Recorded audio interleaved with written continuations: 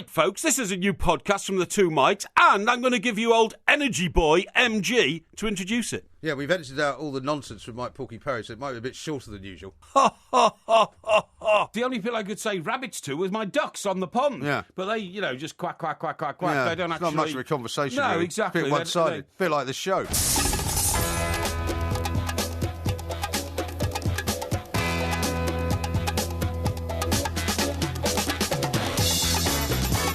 Good morning, I'm Mike Graham, he's Mike Parry. You're listening to the two Mikes on talkSPORT. We've just made it under the wire here into the studios this morning thanks to a brilliant personal delivery by motorcycle. Porky and I were driven here at high speed from Sky's HQ in West London, and our first point of business is, of course, speed and Formula One. What is going on with Lewis Hamilton? Is he whining one time too many, or is Sebastian Vettel the guy that should be the villain of the piece? 0871722 3344. We'll be asking Luke Smith, and we'll be finding out whether Porky is still going to defend Lewis Hamilton and his continual complaining. Also, we're going to be finding out what's going on down at Chelsea. They've just announced they're going to be buying a load more players. What is the point of them having an academy? You can tweet us at the two Mikes. 08717 3344 is the number. We're going to have an episode of winners and losers as well. You're listening to the two Mikes right here on talkSPORT.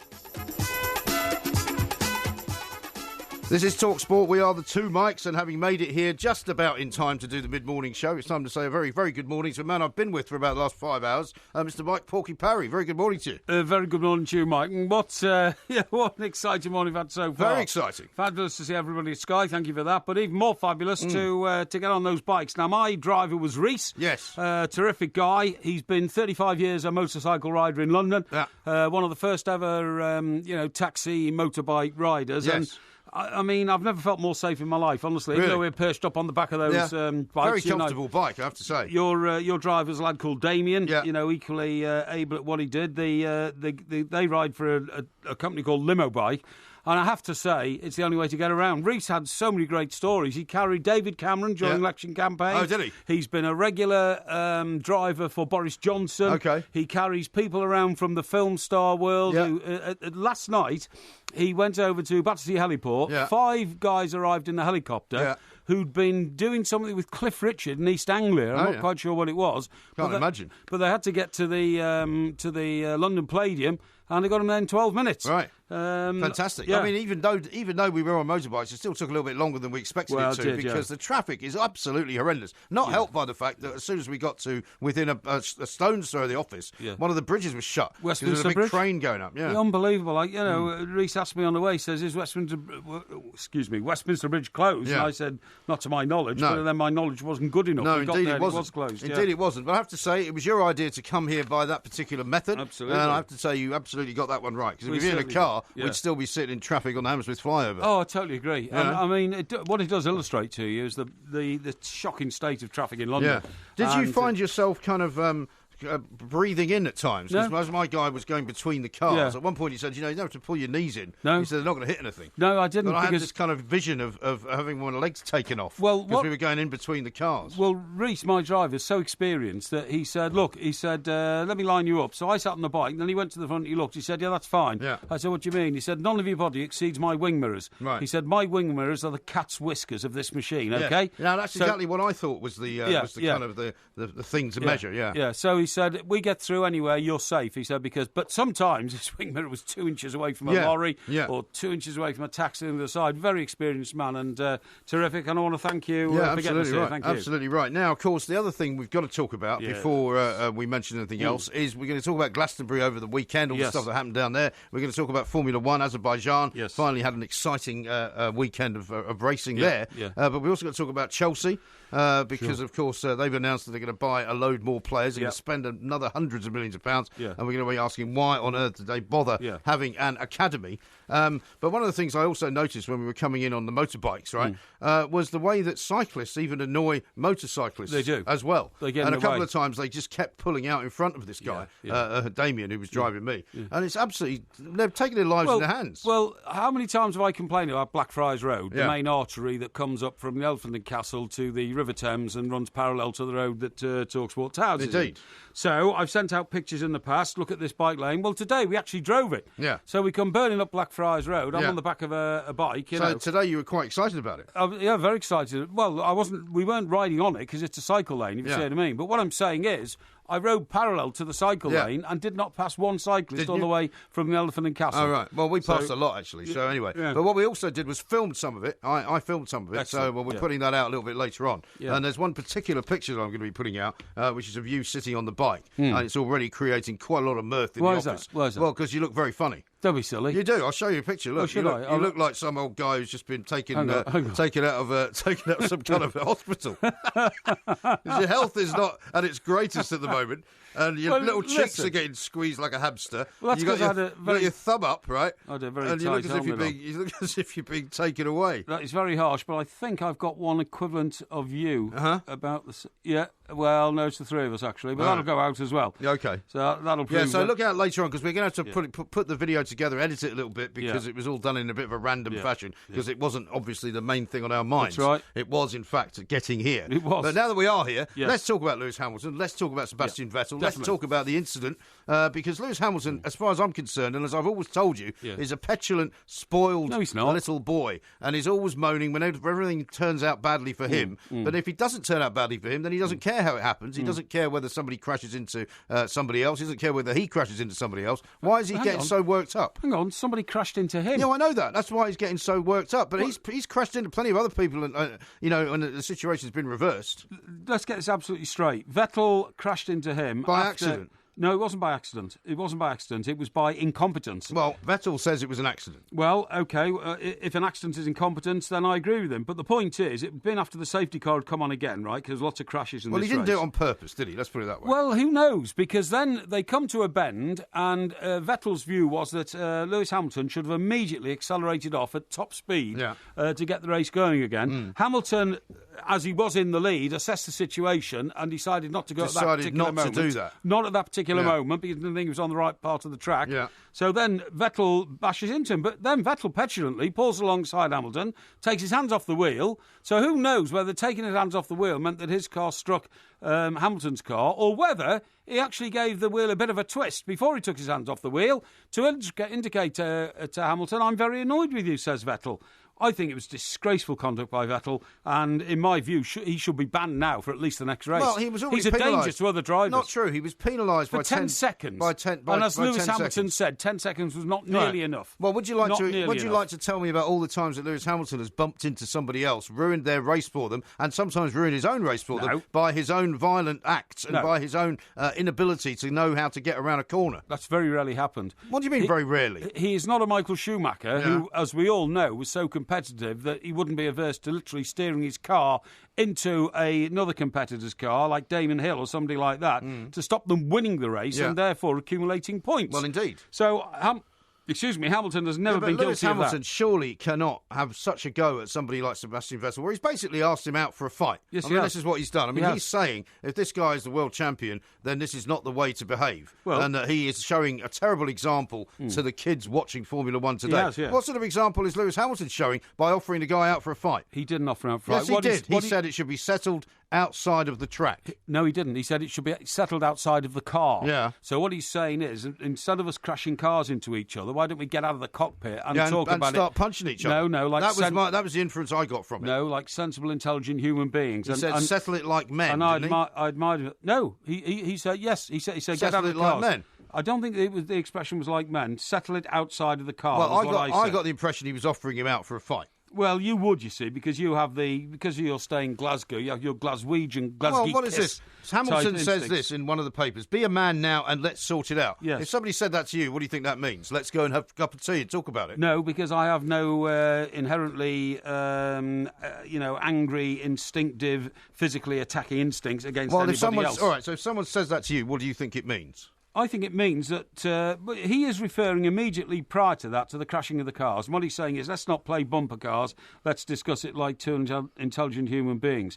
It was, the thing is, also, the idiocy of Vettel then opened the race up to other competitors. Ricciardo, of course, won it. It made it a very exciting race, I must admit. Yeah, it did make it very exciting, but it's not the sort of race you want to see all the time because it stopped too often because of the debris on the track from all the crashes. No, I would much rather see an entertaining race like that than one of those procession races where the same person and the leads from the front and never gets overtaken, and the same person then is in second place, the same person's in third place, the same person's in fourth place. It's a procession. I don't want to see that kind of race. I'd rather see this kind of race where there's a lot more excitement going on. Okay, here's one other reason why Lewis Hamilton got so upset.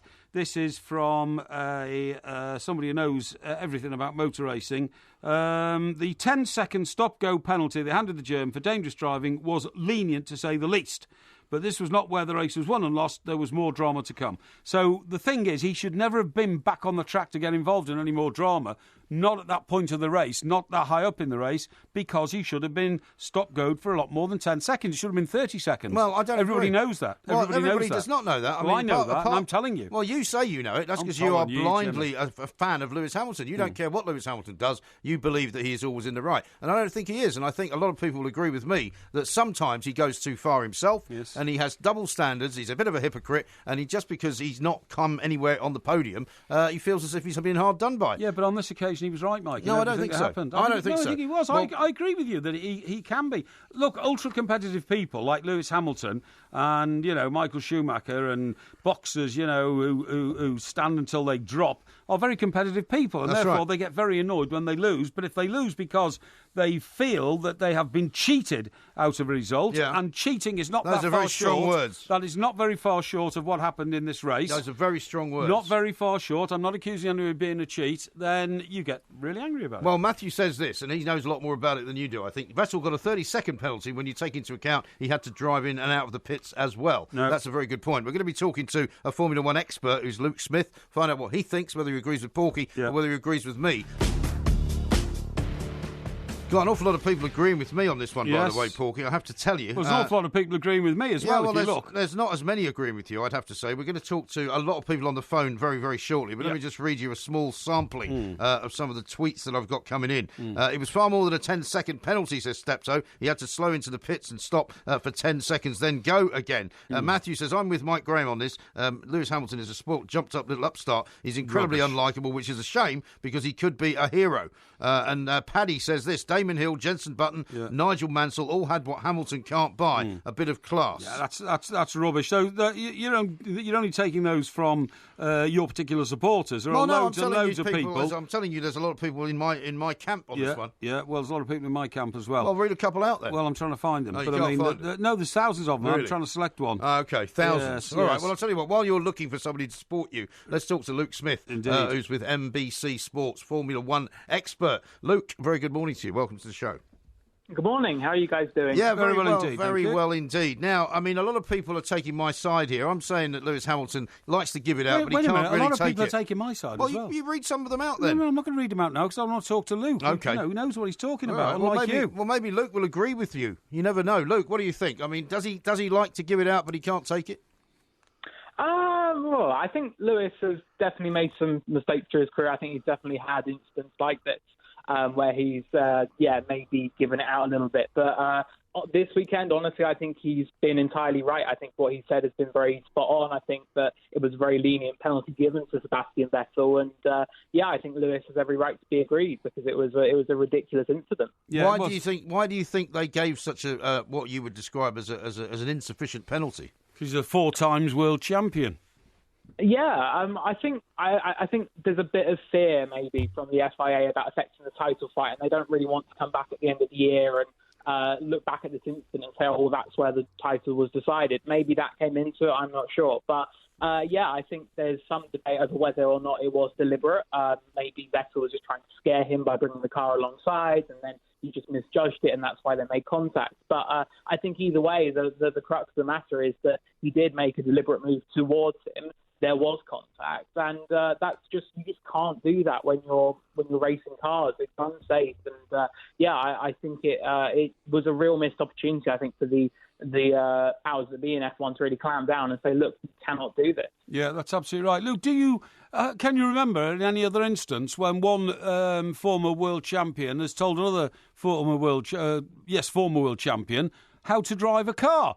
I mean, once they got going again, and Vettel said he should have gone faster, Lewis Hamilton was in the front. He saw the track ahead of him. He knew on which part of the track he was going to put his foot down. He was under no obligation whatsoever to do anything except what he wanted. So Vettel running into the back of him was actually an act of vandalism.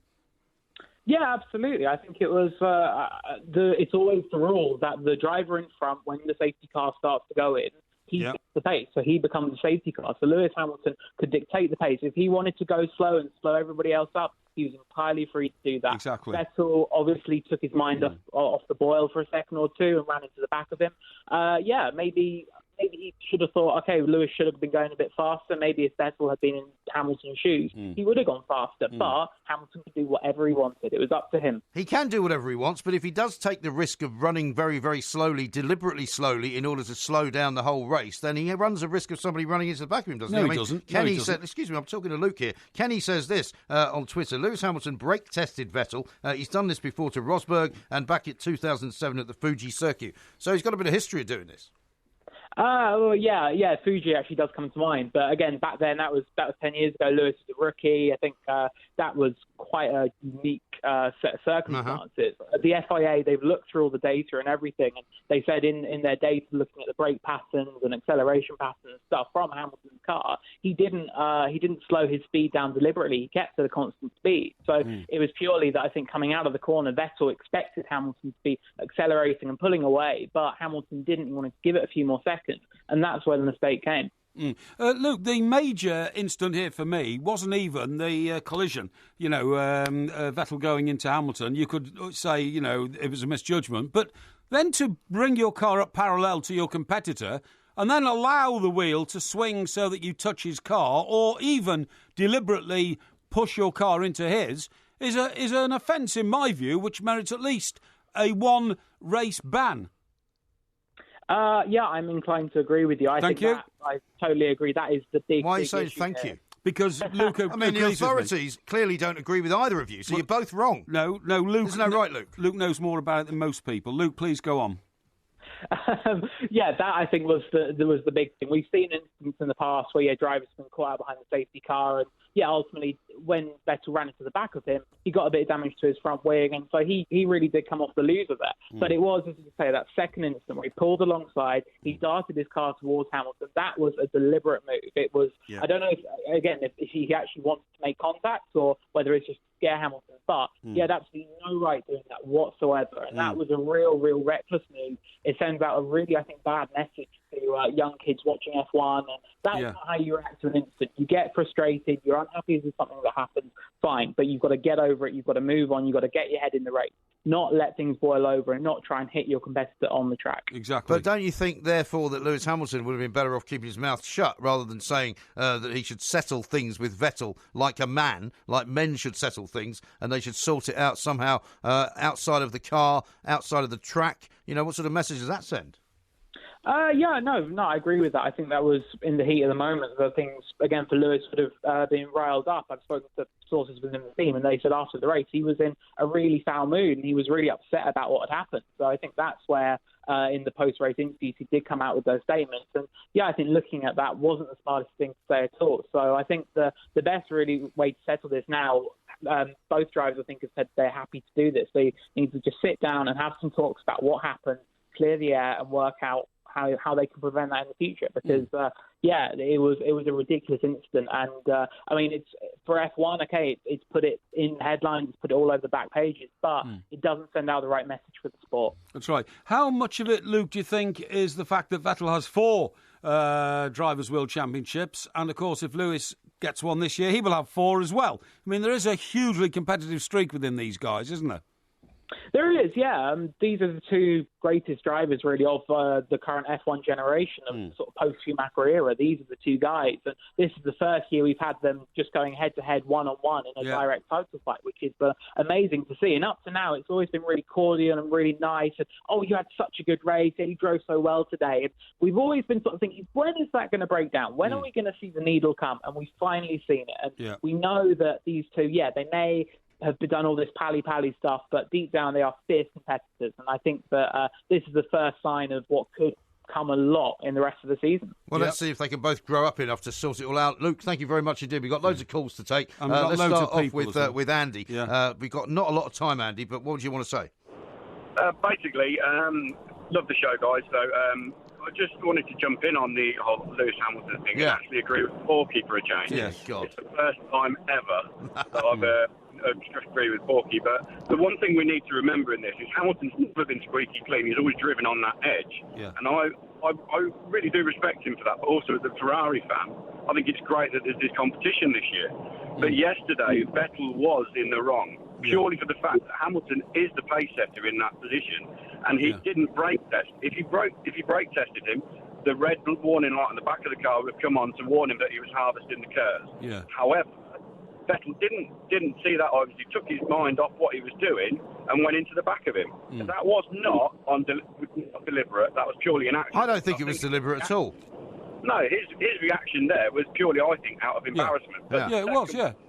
You said it was deliberate. What? You said you thought it was deliberate. It was deliberate. No, it was completely deliberate. Well, Andy, who agrees with you, says it wasn't deliberate. No. It was incompetent, if not deliberate. Both are the same crime. No, not the same crime at all. Listen, Andy, we've got to leave it there. Thank you very much indeed. No, they're not. Having an accident is not something which is something you do deliberately, right? Listen, that's why it's called an accident. You know full well Vettel wanted to push the pace, so he drove into the back of Lewis Hamilton. Well, I don't think he wanted to have a collision. He did want to have a collision, because then he drove alongside and threw his hands up and said, the reason I rode into the back of you is you're not going fast enough. Yeah, exactly. Yeah, exactly. And what the point of this whole conversation is that, you know, if Vettel did something wrong, which everybody seems to agree that he did, you know, that's all very well, but he was penalised. You can't then go on and on and on about it. He wasn't penalised enough. The only reason Lewis Hamilton was upset is because he came fifth. Yeah. He didn't get on the podium, and Vettel got more points than him. That's why he's moaning and groaning, you know, like some kind of, you know, absolute and utter, you know, disappointed little child. Anyway, everybody's agreeing with me. Everybody is not agreeing with you. Damon, for instance, says, I'm with you there, Porky. Absolutely spot on. Oh, you found a tweet finally after all this time. I found all of them. This is talkSPORT.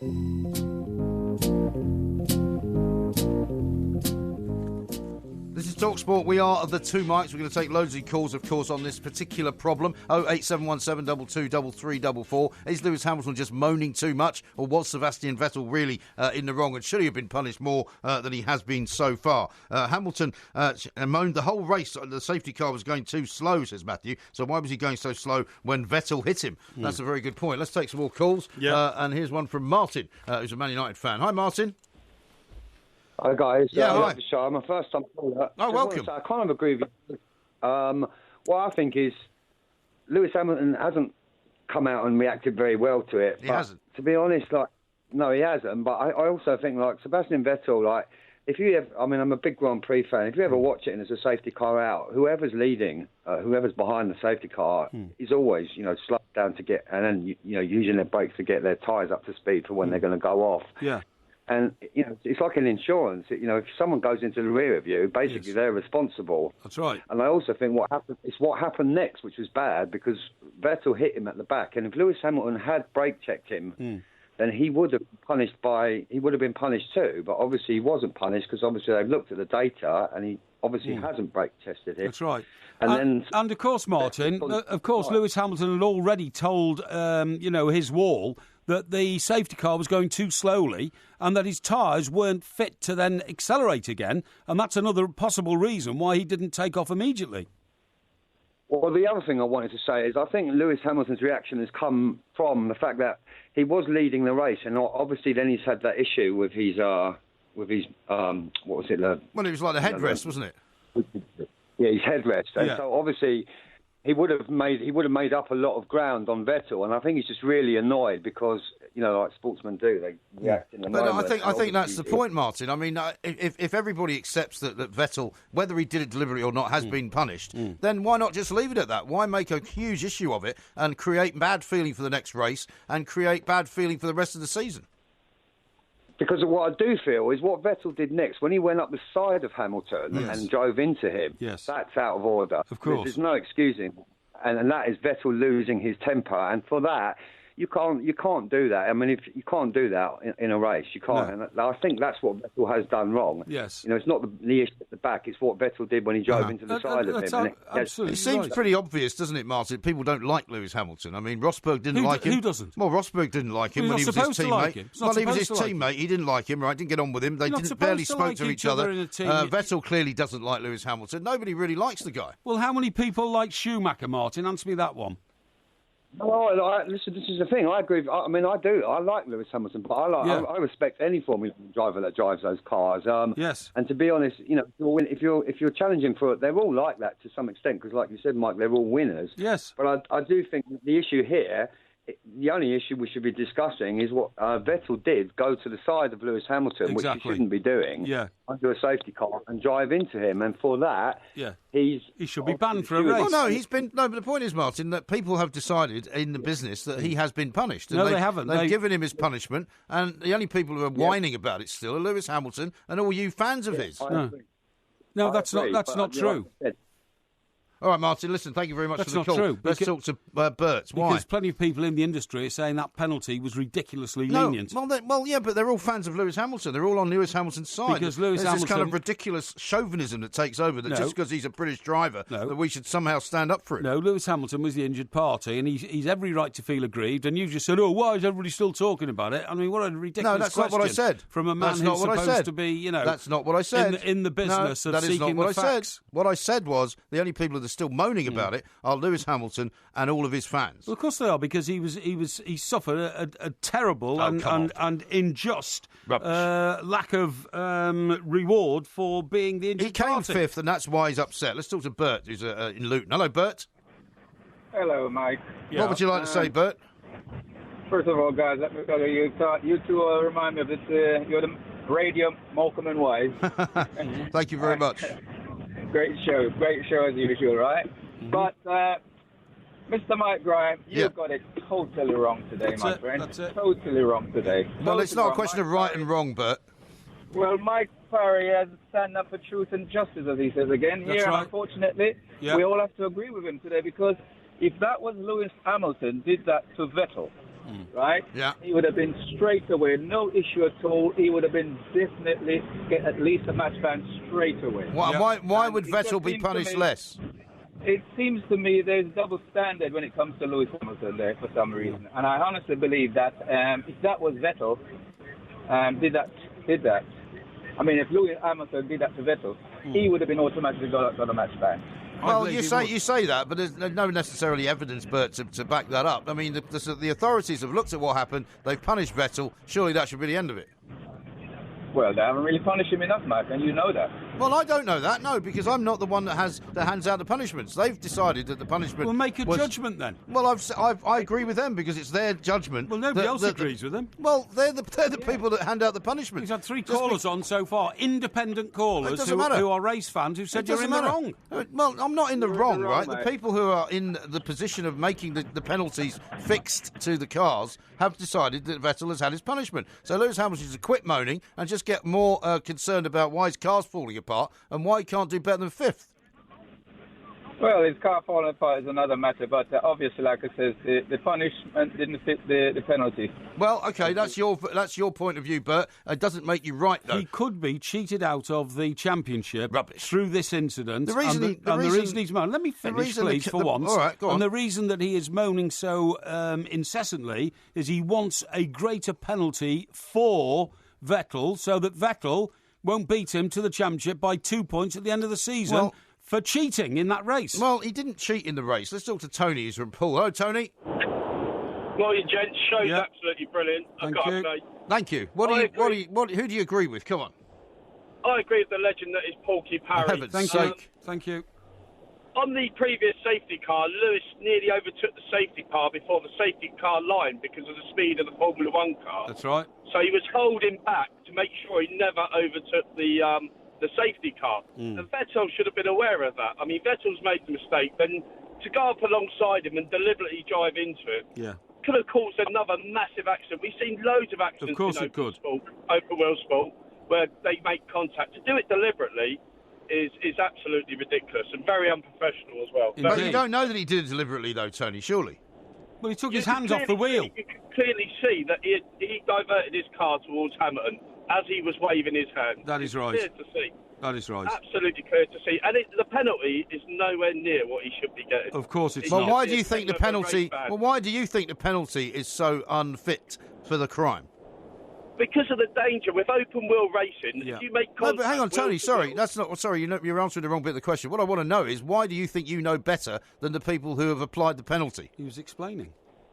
I'm explaining that the danger, that the FIA are setting a bad precedent here. Wheel-to-wheel, open wheel-to-wheel racing is the most dangerous. If you make contact wheel, it flips cars into the air. Right. So to deliberately go to a car... Don't you think they know that? Like that is very dangerous. Yeah, but don't you think they know that's dangerous, Tony? And that's why the penalty is not as severe as you want it to be, because they obviously judged it not to be as dangerous as you did. And that's why there's a huge row, because it should have been a more serious penalty. So everyone who's ringing this show knows more about the law of motor racing than the FIA, is that what you're telling me? They do so far, yeah. They certainly know more about it than you.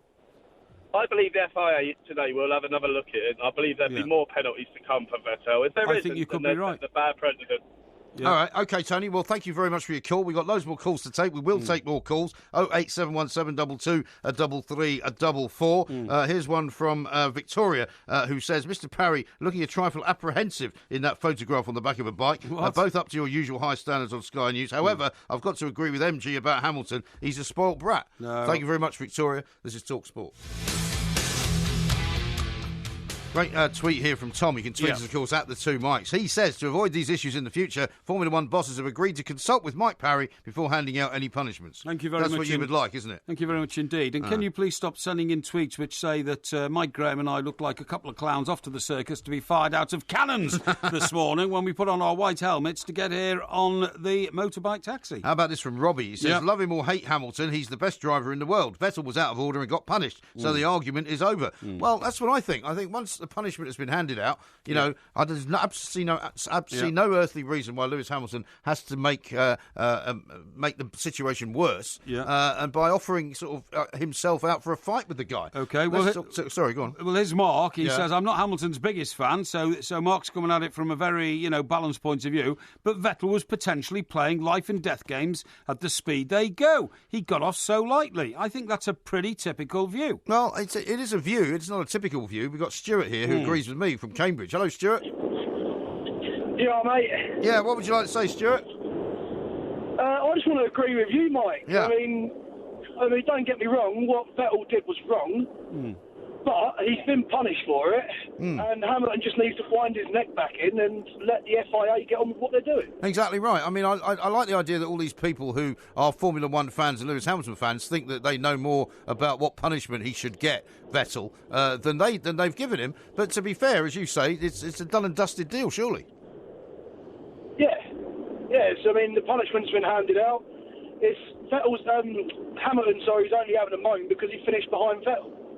If he would have beaten him, they wouldn't have been moaning about it. Yeah, but can't you appreciate the level of danger, Stuart, on that track when you've got cars which are capable of doing 200 miles an hour bouncing off each other for, because one of them has thrown a paddy about the way the race is going? That can't be acceptable.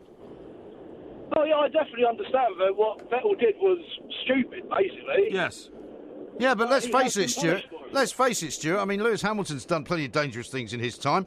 Colin says this on the Twitter. Hamilton is a classless, sulky brat. He has barged past cars loads of times and doesn't like the taste of his own medicine. Well, I don't agree with that either, because how many times has he been fined, suspended, Well, he's been fined plenty banned? of times, but he's also caused plenty of accidents in his time as well. Let's talk to Steve, who's in Swindon. Hi, Steve.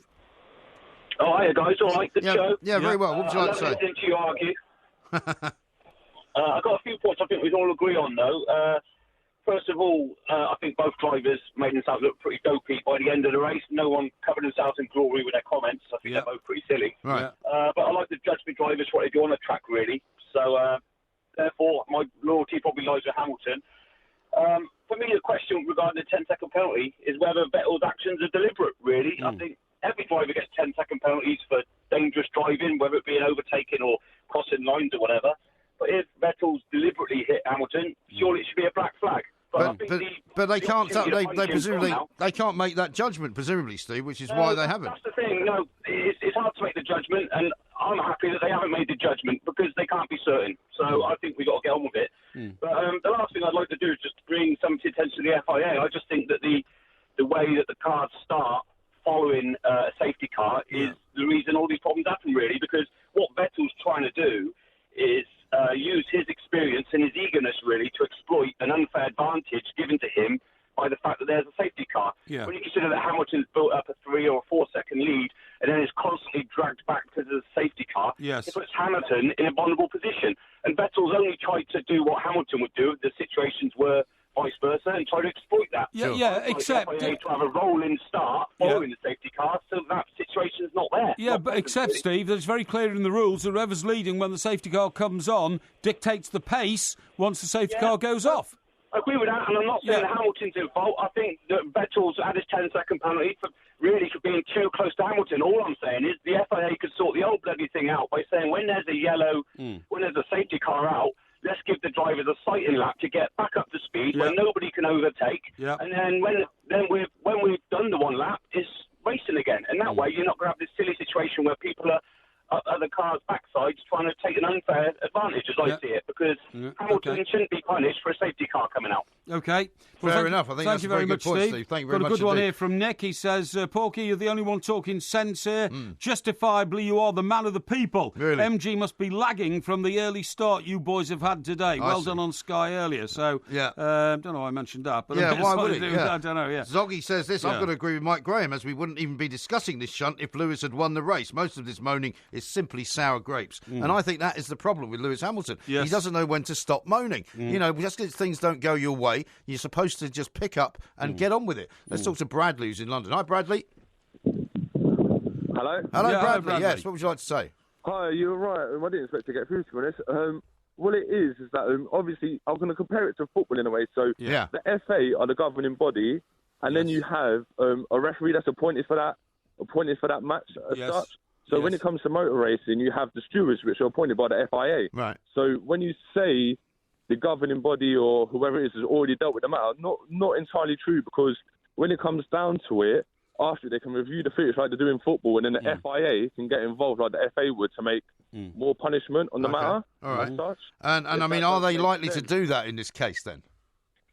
Well, what it is, obviously, for dangerous driving in Formula 1 and that, you can get extra points put onto your super licence. So obviously, over 12 months it accumulates. So not because of what's happening in this race, in other races as well, if he gets enough points, that can obviously add up to a race ban. Yes, he can. He's on 9 at the moment, isn't he? He's on 9 points, yeah. That's right, So obviously, if you get, say if you got another 3 points added on, he can get a race ban for that, not just because of what this has happened, but he's obviously got a record of it in previous races as well, so... Well, what about this statement from Lewis Hamilton, right, where he's quoted as saying about Vettel, I don't fancy seeing him, it might turn into something else. I mean, what sort of a statement is that from a guy? What he's saying is they might have a row. No, he may say they might have a fight, which I think is incredibly irresponsible. No, he's not saying that. I'm asking Bradley what he thinks of it. Well, at the end of the day, what was more irresponsible is doing what he did on the track. Yes, it is. Of course it is. If you was to do it out on the road and everything, and that was to happen and whatever, say you was on the road and someone did that to you, you that get could banned. put you in a dangerous situation. You get banned. So I don't see why it's different on a racetrack than it is. I totally agree. I totally agree. Yeah, well, Bradley, thank you for bringing your expertise to the show and putting Mike Graham in his place. I think it's the trouble with you, Porky, is you're obsessed with proving me wrong. No, I'm not. I'm trying to make an argument for Lewis Hamilton. You're being dogmatic. No, I'm trying to. No, I've accepted that Sebastian Vettel has done something wrong. I've accepted that he's been punished, but I've accepted it rather than Lewis Hamilton, who hasn't accepted it, and rather than being a professional about it, he wants to stir the pot. He wants to say, I don't want to talk to him. I don't want it to turn into a fight. I don't want it to see him again. You know, the guy's a disgrace. All of this nonsense when he should just be thinking about how to make his car work properly, how to make sure the headrest doesn't break off, and how to get some more points in the next race. Well, here's Tom, right, who sent us a tweet, and he raised another very good point. What would have happened if Hamilton's wishbone had cracked a lap later? At 220 miles an hour, a crash could have been fatal. And what he's saying is, how did we know when Vettel decided to sideswipe Hamilton's car that he hadn't cracked something, a vital component component. Oh, well, now Vettel's getting blamed for cracking the headrest. Is that what you're saying? No, he's not. No, I said the wishbone, which is in the suspension. It's not in the back of the headrest. Right. But I mean, that's a very good point, that he could have fatally damaged the car, but not at that moment, but a lap later. Well, it was incredibly irresponsible. Any number of things. It was incredibly irresponsible, wasn't it? No, I don't think it was irresponsible. What, to sideswipe his car in the middle of a race? It was the kind of thing that happens in the rough and tumble of sport. No, it doesn't if you do it deliberately. No, well, he didn't do it deliberately, otherwise he would have been punished more severely. No, that's the point. He did. I think he did do it deliberately. You think he did? Yeah. I say he didn't. Yeah. That's why he didn't get such a big penalty. Do you think taking your hands off the wheel in the middle of a Formula 1 motor race is a responsible thing to do? Were they in the middle of a race, or was the safety car just about to move on? In the middle of a race. The safety car had moved off. They were in the middle of a race. He took his hands off the wheel. Well, I mean, that's like, you came to work this morning on a motorbike taxi. Yeah. Supposing your driver had suddenly taken his hands off the handlebars he's a professional to motorcycle wave, driver. to somebody going the other way. It's a professional motorcycle driver. And Vettel's a professional motorcycle. I would have had no problem with him doing that whatsoever. What I want to know is why it took you so long to come here when I got here about 15 minutes before you. No, you didn't. I'm going to ask you about that. You got here 2 minutes before me. Not 2 minutes, no. My driver was brilliant. I've got plenty of evidence here. I was in doing a handover with Alan Brazil. I was here for a good 15 minutes before you. This is talkSPORT.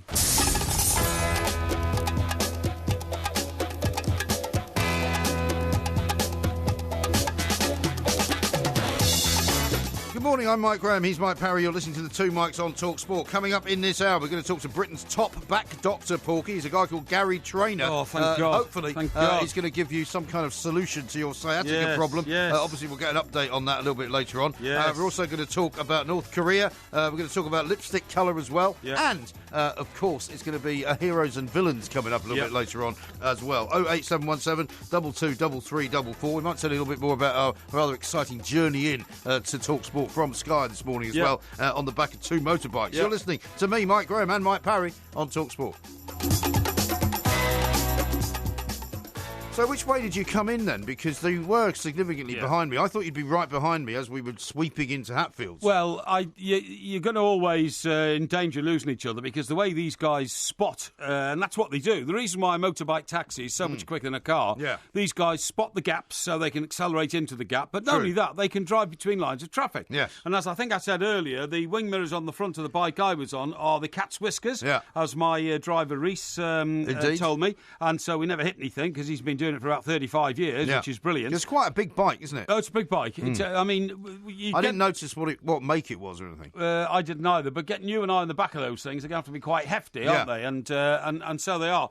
But then what happens is, if you get to a part of London where there are roadworks going on and there's concrete blocks on both sides, the traffic is reduced from 3 lanes to 2, and it's so tightly packed, you simply can't get through. No, exactly. So then you're slowing down to the speed of a lorry or a car. Yeah. Now, you're absolutely right. We're headed for Westminster Square, because that's 2 or 3 minutes from here on a normal day. Yes. Only to find it the Westminster Bridge. There was a massive off. crane coming up out of next to the Houses of Parliament, wasn't it? That's right, yeah. So then my guy did a U-turn, headed for Lambeth Bridge. I think your guy went Waterloo. Yeah, mine went the other way. That's he went right. actually turned left. He went up the Mall, past Downing Street. Yes. Took a right down onto the embankment. Yeah. And in fact, we had a bit of an incident with a cyclist. As we were coming down turning left into the embankment. Okay. To then go over Waterloo Bridge. Right. This guy sort of on a Boris bike. Yes. But not wearing a helmet, but wearing a suit. Right. Pulled out right in front of us in between two cars. Yeah. And my guy had to screech to a halt. Yeah, right, yeah. And we pulled up at the lights, and my guy said to him, Damien, I think his name is, right? He said to him, by the way, mate, he said, if I were you, I'd look, because you're the one that's going to be dead. Yeah. I'm on a motorbike. Yeah, exactly. And the guy was like, oh, sorry. Yeah.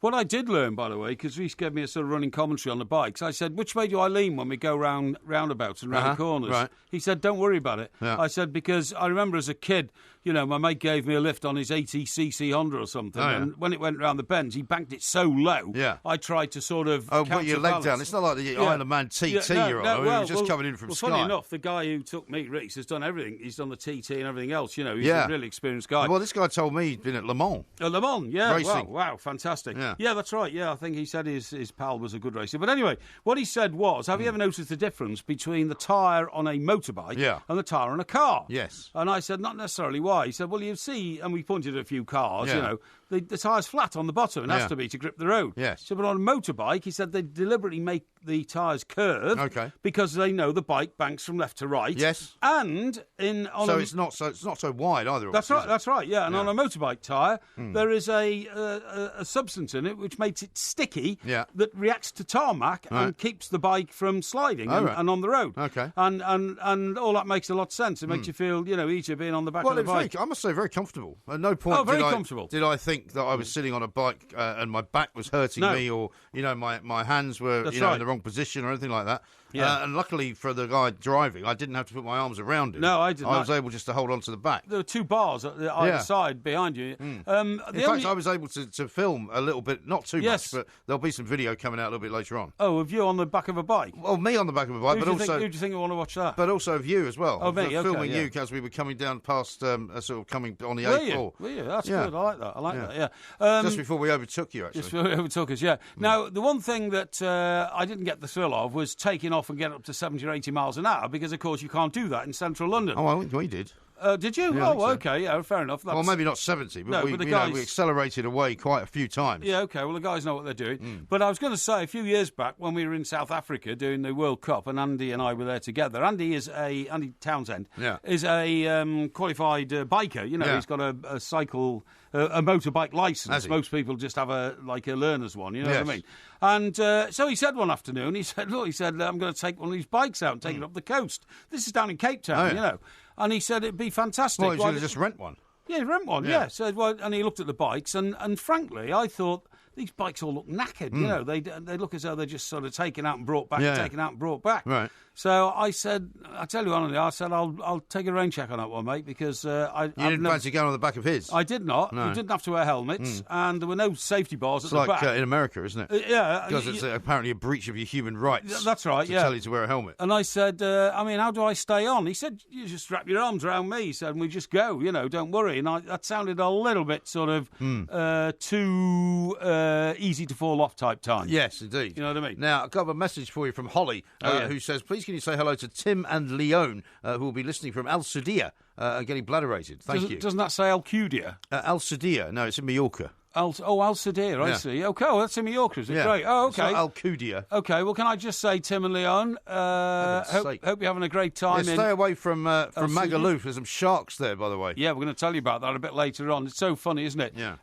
Anyway, it says, Mike G, give over, will you? You have no leg to stand on Hamilton versus Vettel. So we've done all that, and that's just to remind you that I was in the right there. Well, you weren't. You have an opinion, I have an opinion. Yeah. Those opinions differ. Yeah. Now, sadly, we haven't got any time to debate that, because you've got a back specialist coming on. That's excellent. Who's taking some special time out from his patients to talk to you. I just want to keep reminding you that the balance of power from the callers and the texters on that one was a definite victory for me. No, it wasn't. This is talkSPORT.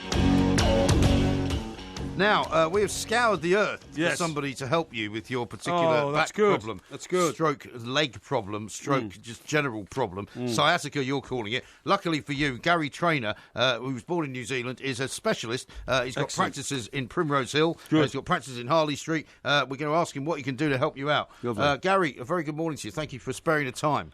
Oh, it's a great pleasure. Thanks for having me. No, listen, why don't I let Porky Parry explain to you his sciatica problem, and you tell us what you think you could do for him. Yeah, Gary, thank you very much indeed for giving us your time. Basically, I drive 3 or 4 times a week, and I keep a wrapped-up towel just behind my back on the right-hand side, which has helped a lot over the years in me not getting back strain when I drive. Now, I haven't been driving for the last couple of weeks. This could be something to do with it or something not. And I got a twinge last week just in my lower back. By Tuesday or Wednesday, that twinge was an aching pain down through, the sort of buttock area, without being too graphic. And then it wrapped itself around the top of my leg and went right down the front of my thigh to my knee. It's a very, very sharp, stabbing pain. It's like electricity, and it jars the whole of the right side of my body, and I now cannot put my foot down on my right-hand side of my body. I can't put my right foot down. It won't take any weight, and I'm going off to see a chiropractor because I'm actually racked with pain permanently. Nice. Yeah, that was my reaction as well. Yeah, well, I don't find it terribly funny, to be honest. No, it's really quite funny. Now, look, mate, there's 2 main nerves that go down your leg. Yeah. You've got the sciatic nerve that goes mainly down the back of your leg. Yeah. and then you've got what's called the femoral nerve, which goes down the front of your leg. Right. So that comes out, that nerve exits the spine between the 4th and the 5th lumbar vertebra. Right. So more than likely, you're going to be irritating a nerve in the lower part of your back, but you feel it more into your leg, and it sounds like the femoral nerve will be the one to go looking at. The femoral? Yeah, it's from the L4, L5 area, whereas the sciatic nerve comes out from the vertebra below that, between L5 and S1.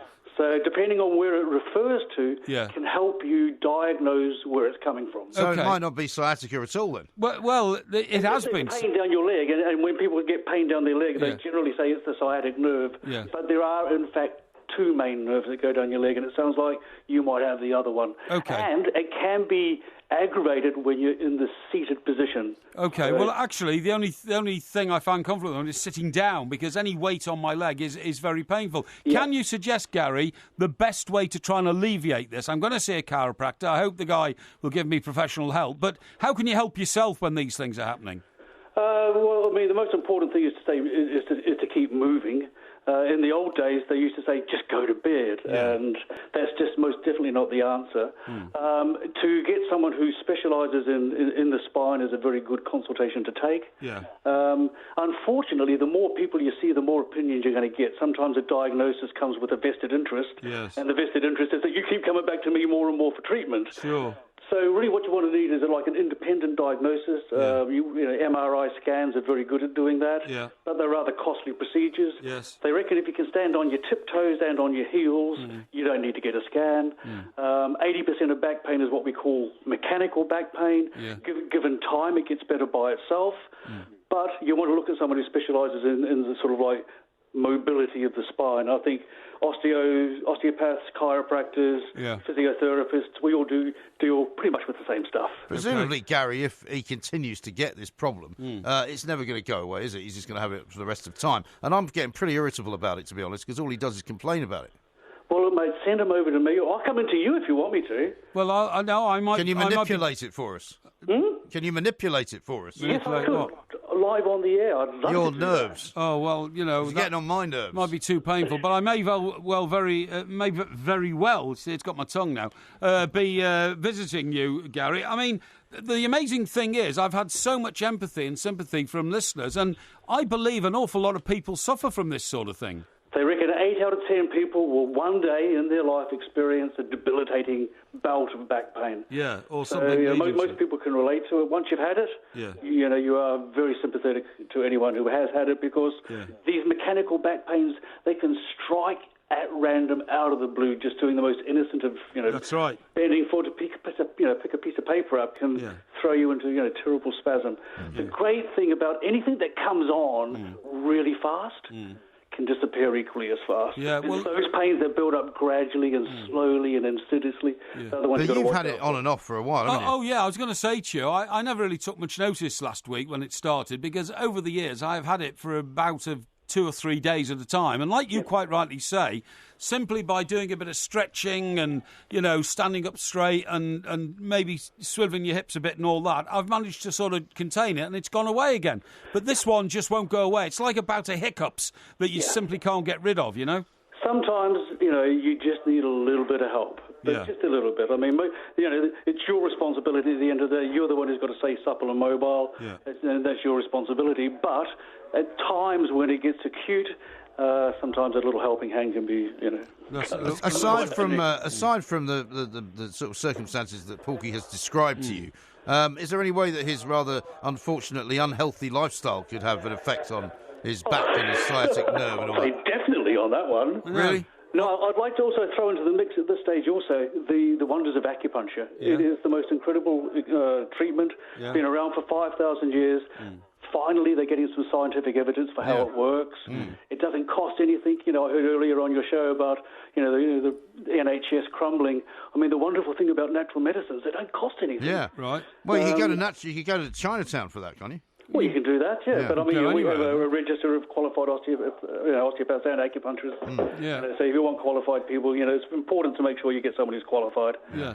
but it's a fantastic treatment. I sort of combine massage, acupuncture, and osteopathy together. Do you? So you get the muscular, the skeletal, and the nervous system all in one session. Yeah. And it's a really good combination. It sounds like you guys should get together and fix this. Definitely. I tell you what, I wouldn't mind sticking some needles into you. Yeah, well, if I don't get any relief by the end of the week, Gary, I may well be back on the phone to you, and I may well be heading to your Holly Street clinic for a bit of treatment. Mate, it'd be my greatest pleasure.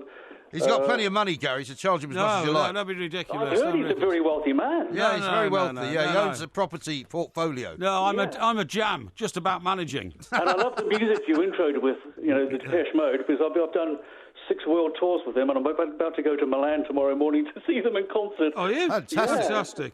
We love Depeche Mode. Also, the All Blacks obviously being in New Zealand, I've got to give them a little plug. Yeah. And we just throw in the America's Cup sailing up 6-1. Very excited about that. Mind you, we've been at 8-1 before and lost, so I'm not popping my champagne just yet, but very excited about the it's a good time to be. I love your show as well. I listen to it all the time. Oh, good. Very kind. So you say it's a good time to be a Kiwi, Gary, is what you're saying? Oh, mate, it is the best time to be a Kiwi. But tonight, 6 p.m, the races. If we win this one, we've got the America's Cup back. Oh, mate, that is fantastic. Don't come and see me tonight. I won't be very good.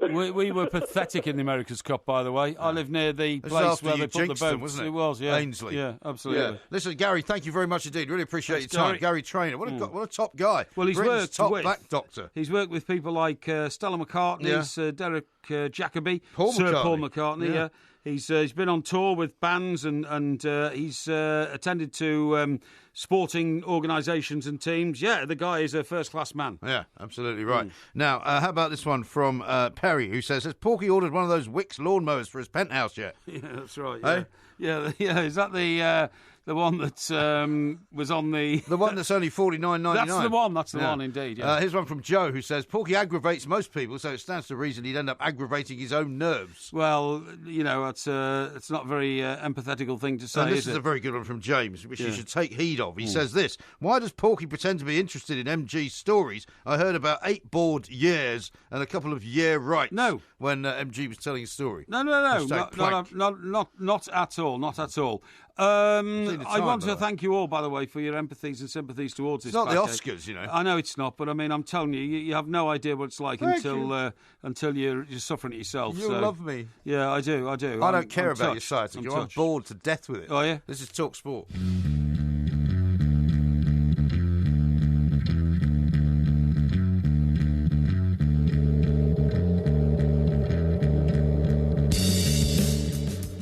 This is talkSPORT. We are the Two Mics. You can tweet us, of course, at the Two Mics, at Mike Parry 8, at IROMG. Chris says this, has Ask Porky been replaced with Diagnosed Porky?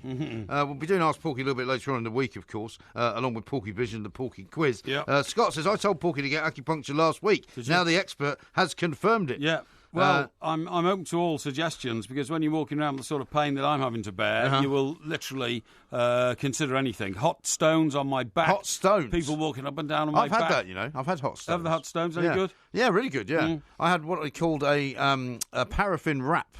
Oh, yeah? Yeah, up at St Andrews. So, sorry, they're wrapped in paraffin cloths? Paraffin, yeah, well, it's kind of like they use paraffin and you get this hot, it feels like sort of hot wax put all over your back. Does it smell like there's a sort of knackered old fire in the room? No, didn't particularly smell like paraffin, but they put the hot rocks on it. And then they cover you with this kind of blanket, effectively, which is like a sort of paraffin wrap. Yes, and it just apparently is really good for your skin. Very good. I used to do a lot of that sort of spa type One stuff. Suggestion from my colleague Toby. Toby.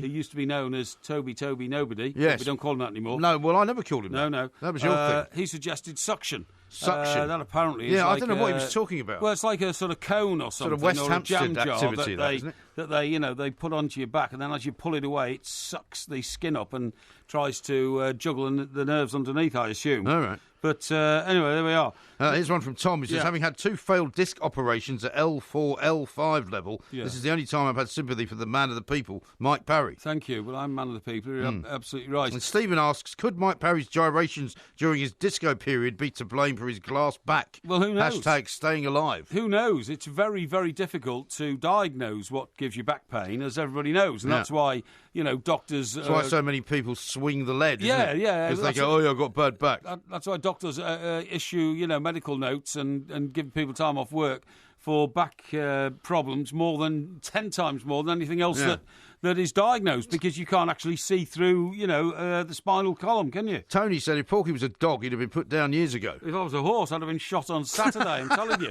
It was that painful. Absolutely right. If a horse has got 4 legs and one goes wrong, it's still got 3. Yeah. I've got 2 legs, and when one goes wrong, I haven't got one. Yes. I could have keeled over. OK. Now, let's talk about Chelsea Football Club. Yes. Because there's a lot of the papers this morning about Chelsea and their youth status and the fact that they've got this academy, but basically they never use anybody from the academy. They seem to only loan players out or move them on or sell them on. They're now announcing that they're going to be buying a guy called Timu Bakayoko, who broke into the Rennes team when he was 19, sold to Monaco before his 20th birthday. He's now going to come to Chelsea for 30-odd million quid, right? Yeah. But they've already got a player of his calibre and his age, Nathaniel Chalobah, right, who's apparently got no chance of walking into the team anytime soon. Yeah. 35.2 million they're going to pay for somebody else who can be brought in. Yeah. What is the point of Chelsea having an academy? Can you tell me? It's a very good question, because, of course, Chelsea pride themselves on what they do with their youth team. For instance, the Chelsea Youth Cup winners in 15-16. Yeah. Where are they now? Right. Well, none of them are playing in the Premiership with Chelsea. Well, I mean, some of them aren't even at the club anymore. No, most of them aren't at the club. That's what I'm saying. Yeah. Here, loans into the conference. One. Right, loans into the Championship. 1, 2. Loans into League One. 1. Still at Chelsea, but not playing. 2. I'm the number of players from that Youth Cup. Okay. Another loan in the Championship. None of them have actually established themselves in the youth team. No, I think 4 of them are still at Chelsea, right? Yes, but not established themselves as regular. But they're not playing. They're not playing. So they must feel even more frustrated than the ones who were loaned off into the Championship. Well, particularly if you look at other teams in the Premier League who do push young players forward. Southampton being a case in point, Everton perhaps being a case in point at the moment. Must be very dispiriting for a young lad to go to Chelsea as a youth player. Now, does that mean that in future youth players will shun Chelsea because they know that you never get the opportunity to move up through the ranks like John Terry did and then establish yourself in a career? I don't think they will, because, I mean, let's face it, if you are a young kid, no matter from which country you come, and you get an opportunity to join the Chelsea Academy, because you know that not only will they train you to be a great footballer, but that there's an opportunity where you might end up playing for them.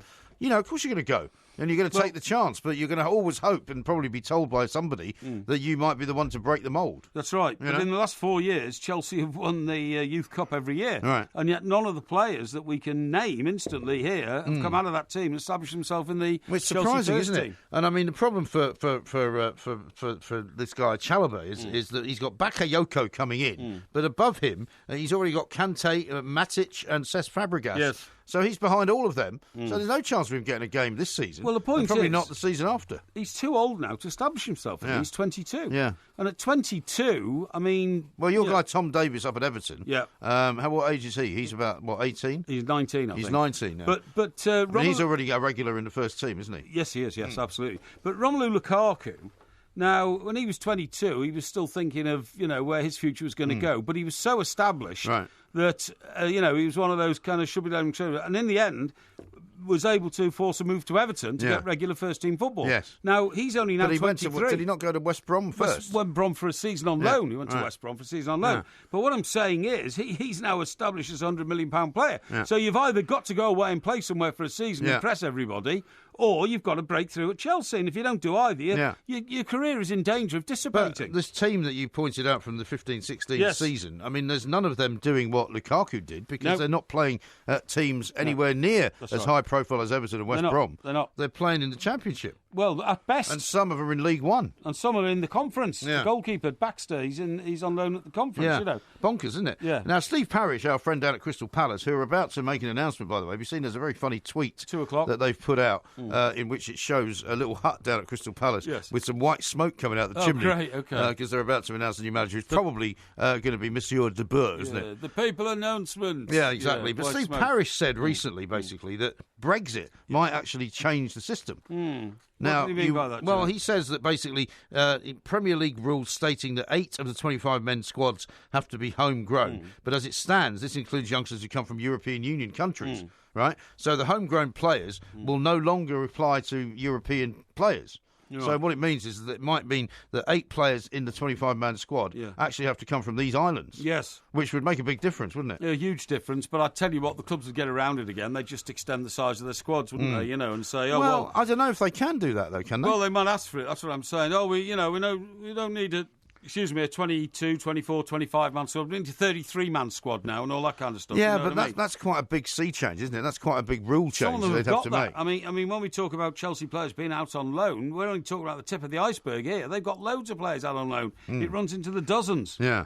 Stephen's got an idea for your back. He says, get MG to walk on your back and be careful he doesn't stand on your throat. Oh, yeah, that's very funny. Now then, there's one here. It says, MG, tell Porky he needs to get some Chinese flame cupping, OK? Flame cupping? Yeah, he says... I think I've seen that done. This is not the suction method you've been talking about. It is flames and burning are more effective. Yeah, so they put the fire inside the cup, I think, and then turn it upside down and stick it on your skin. What, the open naked flame? Nah. Yes. Can't be. Yeah, I think so. They put naked flame on your skin, you burn you. I know. No, that's not right. No, they do it in such a way that you get the benefit of the flame, but you don't actually suffer any burns. Golly. It's a bit like, I mean, if somebody explained acupuncture to you and said, what we're going to do is we're going to stick a pin through your neck and out the other side. Ooh, no, thank you. You wouldn't believe that could be done without causing you pain, but it can be. Well, if the experts do it. It says here, sympathy for you, Porky. The femoral nerve pain is hell. Just over that myself, 4 visits to a physio and I'm as good as new. Well, that's good to hear. Yeah, well, you know what? Maybe you just have to stop working quite so much. Maybe you just have to take some time to repair your broken body, which is finally giving up on you because you've never taken any holidays. Well, no, that's not true. But maybe I might take a bit of sort of downtime. Well, you need a bit of downtime to repair yourself. Lying on a plank or something. That's a bit of an irony, isn't it? To try and repair the body. You said it. Here's one from Matthew. He says, Chelsea are giving young players a very good footing for a great career in the game. We really need a new John Terry. There is nothing better. Yeah. So that's the reason the academies are still going, because people still want to be a part of it. But, I mean, as you say, at some point, somebody is going to have to say to these kids, well, what is the point of going there? Yeah. Exactly. You see the under-21 team doing so well in their tournament, but you look at them, and some are establishing themselves, some of the, obviously... well, I mentioned Everton only because, there's one distinguished Everton player, the goalkeeper, who's the most expensive in the world. Yeah. But for the rest of them, you're still saying to yourself, well, shouldn't they come back and establish themselves in a team if they've been part of a successful international competition? Well, you'd have to ask. And you'd have to think, why not? Well, you'd have to ask and get the right answer from Chelsea as well. Do you really want an academy to train players up to play for you? Yes. Or is it just a sham? Yeah. And is it just something that you do because you have to in order to sort of comply with some regulation or other? But it's a very good question. What is the point of the Chelsea academy if they're going to put any players through? Didn't Kevin Keegan, when he was at Newcastle, didn't he scrap the reserves altogether? I'm not sure. I think he did. I think he scrapped the reserves because I think he said we're just hanging on to players here who have pointless existences. Yeah. I'm pretty sure. Well, right. I mean, maybe somebody can tell us what the point is of Chelsea's academy. Exactly. 08717 223344. Robbie says that must be a record. 1 hour and 38 minutes it's taken for Porky to mutter the word Everton. Oh, that'd be ridiculous. And Chris says about our Mallorcan conversation earlier, I've been pronouncing Al Sudia incorrectly for 20 years. Yeah, exactly. Thank you, MG, for putting me right. Exactly. There you go. This is talkSPORT.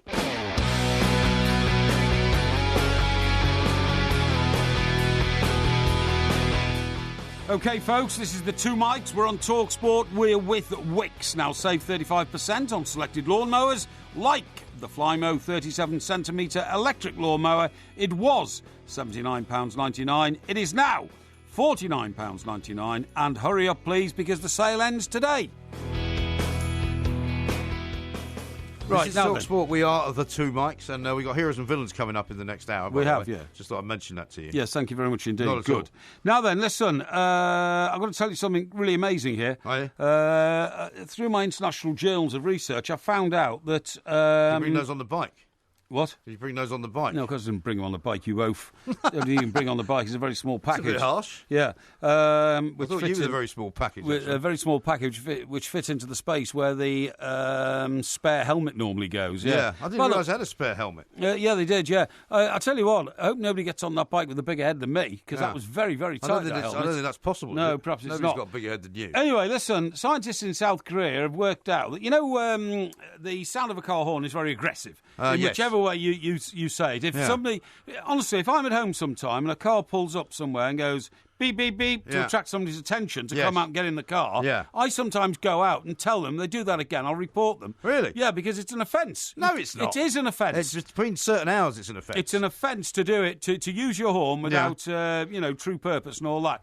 The one thing that drives me mad is people who are hooting the horn and in a traffic jam, and it's not you causing the problem, it's two cars in front. Yeah. So what on earth, am I supposed to do about it? What's the horn for, then? Well, the horn is to alert people to danger or to signal to people to get out of the way. Right. Now, what I'm saying is... To get out of the way? Get out of the way. What, so you're supposed to lean on the horn as you're driving fast down a road? Is that what you're telling me? Excuse me, what about a bird in the street and you're trying to make sure you don't run over it, OK? Well, if a bird in the street is too stupid to see the car coming, it's not going to hear the horn, is it? It is going to hear the horn. No. It won't see the car to hear the horn. Now, so what I found out is, from this report, is in South Korea, they've decided to make car horns which sound like the quack of a duck. Quack, quack, quack, quack. The car horn... Well, that's idiotic. No, it's not. Researchers at Sungsil University in Seoul... What's the name of it? Sungsil University in Seoul. In Seoul. Yeah. In Seoul, South Korea. Yeah. Yes, South Africa. South Korea. Synthesised duck noises, least obnoxious way to effectively get the attention of other road users. Well, I think we might have a sample of the sound that it might make. Let's have a sound. Let's have a hear of it. Well, that's ridiculous. Isn't that brilliant? No, that is not something you can put on a car. No, it's brilliant. That's ludicrous. It's brilliant. So what they've done is they've taken the classic klaxon and car horn, which I didn't realise is a very distinctive sound. Well, do you remember there was a period when people had, and I don't know why this happened for a while, but then it was stopped, where they had those ludicrous sounding horns. Like, yes, that's right. Yeah, that's right. It was kind of a sort of a thing that... It's like having the ringing bell in your house on the front door and all that kind of stuff. But for a while there were cars that had that. That's right, yeah, absolutely. They seem to have gone out of fashion, or maybe they're banned or something. They were outlawed, yeah. But anyway, that sound we've just heard, I think it's a marvellous sound. That doesn't... necessarily make you feel angry and resentful to the person using it. No, but it also doesn't make you pay attention and look round. It does. If you heard that behind you, you would not immediately think, oh, that must be a car. No, you'd think that's a duck. And you'd be even more inclined to turn around and look at it. You'd think, well, why is a duck sort of, flying up the road at this sort of height to attract my attention with a duck sound? No, I don't think you would. You know what I mean? No, you wouldn't. No, it's a sort of ambient noise that you wouldn't pay any attention to. No, I think it's brilliant. Why didn't they make it a barking dog or something? Because the ducks are... Because they eat them in Korea, Look, I run a duck conservancy. I know that they are the nicest and most, gentle and easygoing animals in the world. Which is why you wouldn't turn around. And no, but you would, because you'd say, oh, I love ducks and there's a duck in the street. I'm going to turn around and I'm going to pat my duck, you know what I mean? Yeah, but you see, what I'm thinking you should be hearing is a noise that would make you look around. Like, for example, a leopard. If you had a leopard, you would look around because you think... Goodness gracious me, I'm about to be eaten alive. Exactly, and that would instill fear and aggression, and then you might react wrongly. Now, Myung Jin Bae, the lead researcher, said, in our study, we used the existing historic klaxon sound. We all know what a klaxon sounds like. Okay? Yeah, I do, Yeah. But made some modifications concerning its volume and rhythm with duration time by adding a power controller. Right. Our new klaxon sound can immediately alert the pedestrians of the danger while also reducing the unpleasantness and stress of the sound. So what's his suggestion? Is he suggesting that car manufacturers install this, or is he hoping that people will just buy it and put it on? No, he's hoping that car manufacturers will actually install it. If anybody does that, I'll be amazed. So goes on to say, the study indicated that a synthesised quacking noise could be noticed by drivers, but was less startling than a classic horn.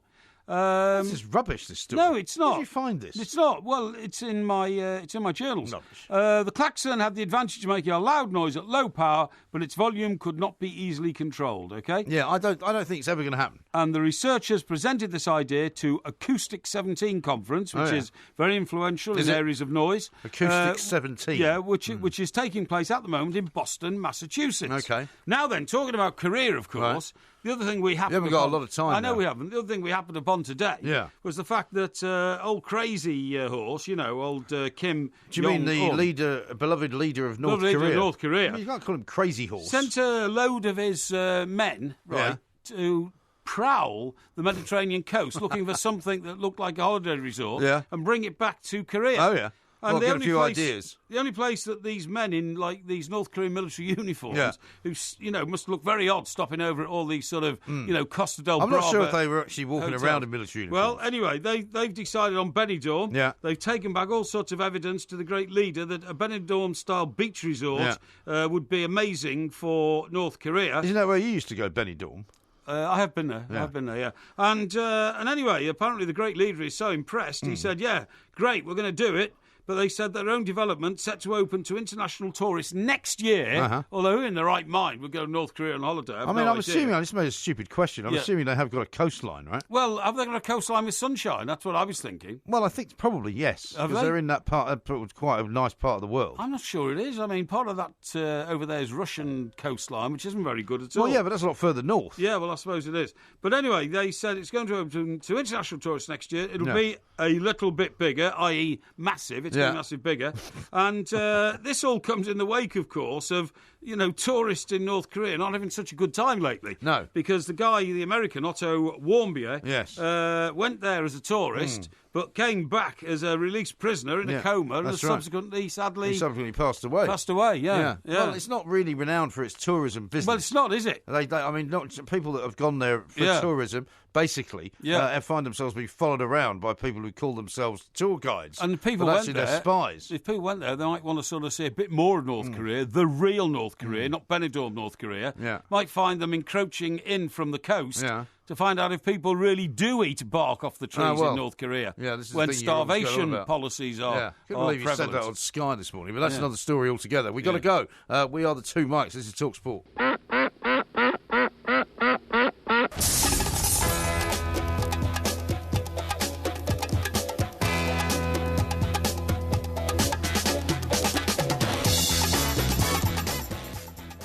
Good afternoon, I'm Mike Graham, he's Mike Parry, we are the Two Mics right here on talkSPORT. Coming up in this hour, we're going to be doing the latest edition of Heroes and Villains, which I think I'm currently winning by a small margin. There's been a lot of villainous behaviour over the weekend, a lot of heroic behaviour as well. Also coming up, we're going to be talking about Sunderland, and can Jurgen Klinsmann really be the answer to all of their problems? 08717 22 33 and 44. We'll tell you a bit more about what's coming up later on this week as well. You're listening to talkSPORT with me, Mike Graham, and Mike Parry.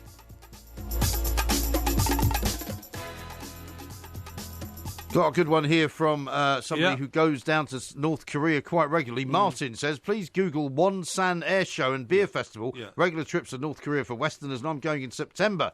Apparently, JuiceTravelServices.com is the British organiser, and he says they've got a beautiful coastline and wonderful weather. Okay, well... So he's obviously quite a big fan. Yeah, absolutely. And who's that from? From Martin. From Martin. Martin, good luck and hope you have a great holiday. I think individuals choose where they want to go on holiday, and quite frankly, whilst there are people who will find North Korea an attractive place to go to, you wouldn't get me there for all the tea in China. Really? Well, I've often said to you that I think it would be an interesting place to go on a sort of fact-finding mission. Yes. Mark has sent a picture of the coastline. He says, does North Korea have a coastline? And it says yes, with Russia.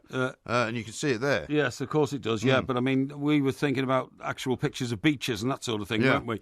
But I couldn't go to a country where and this is not rumour or speculation, it's Western intelligence at its best, there are huge camps full of political prisoners. Yeah, there is that. Who are used as slave labour to, build buildings and build roads and all that kind of stuff. Why would you want to go to a country like that? But if you go there on holiday, you don't see any of that, though. No, of course you don't see any of that, but it still exists, and you're not doing the people in the labour camps much of a favour, are you?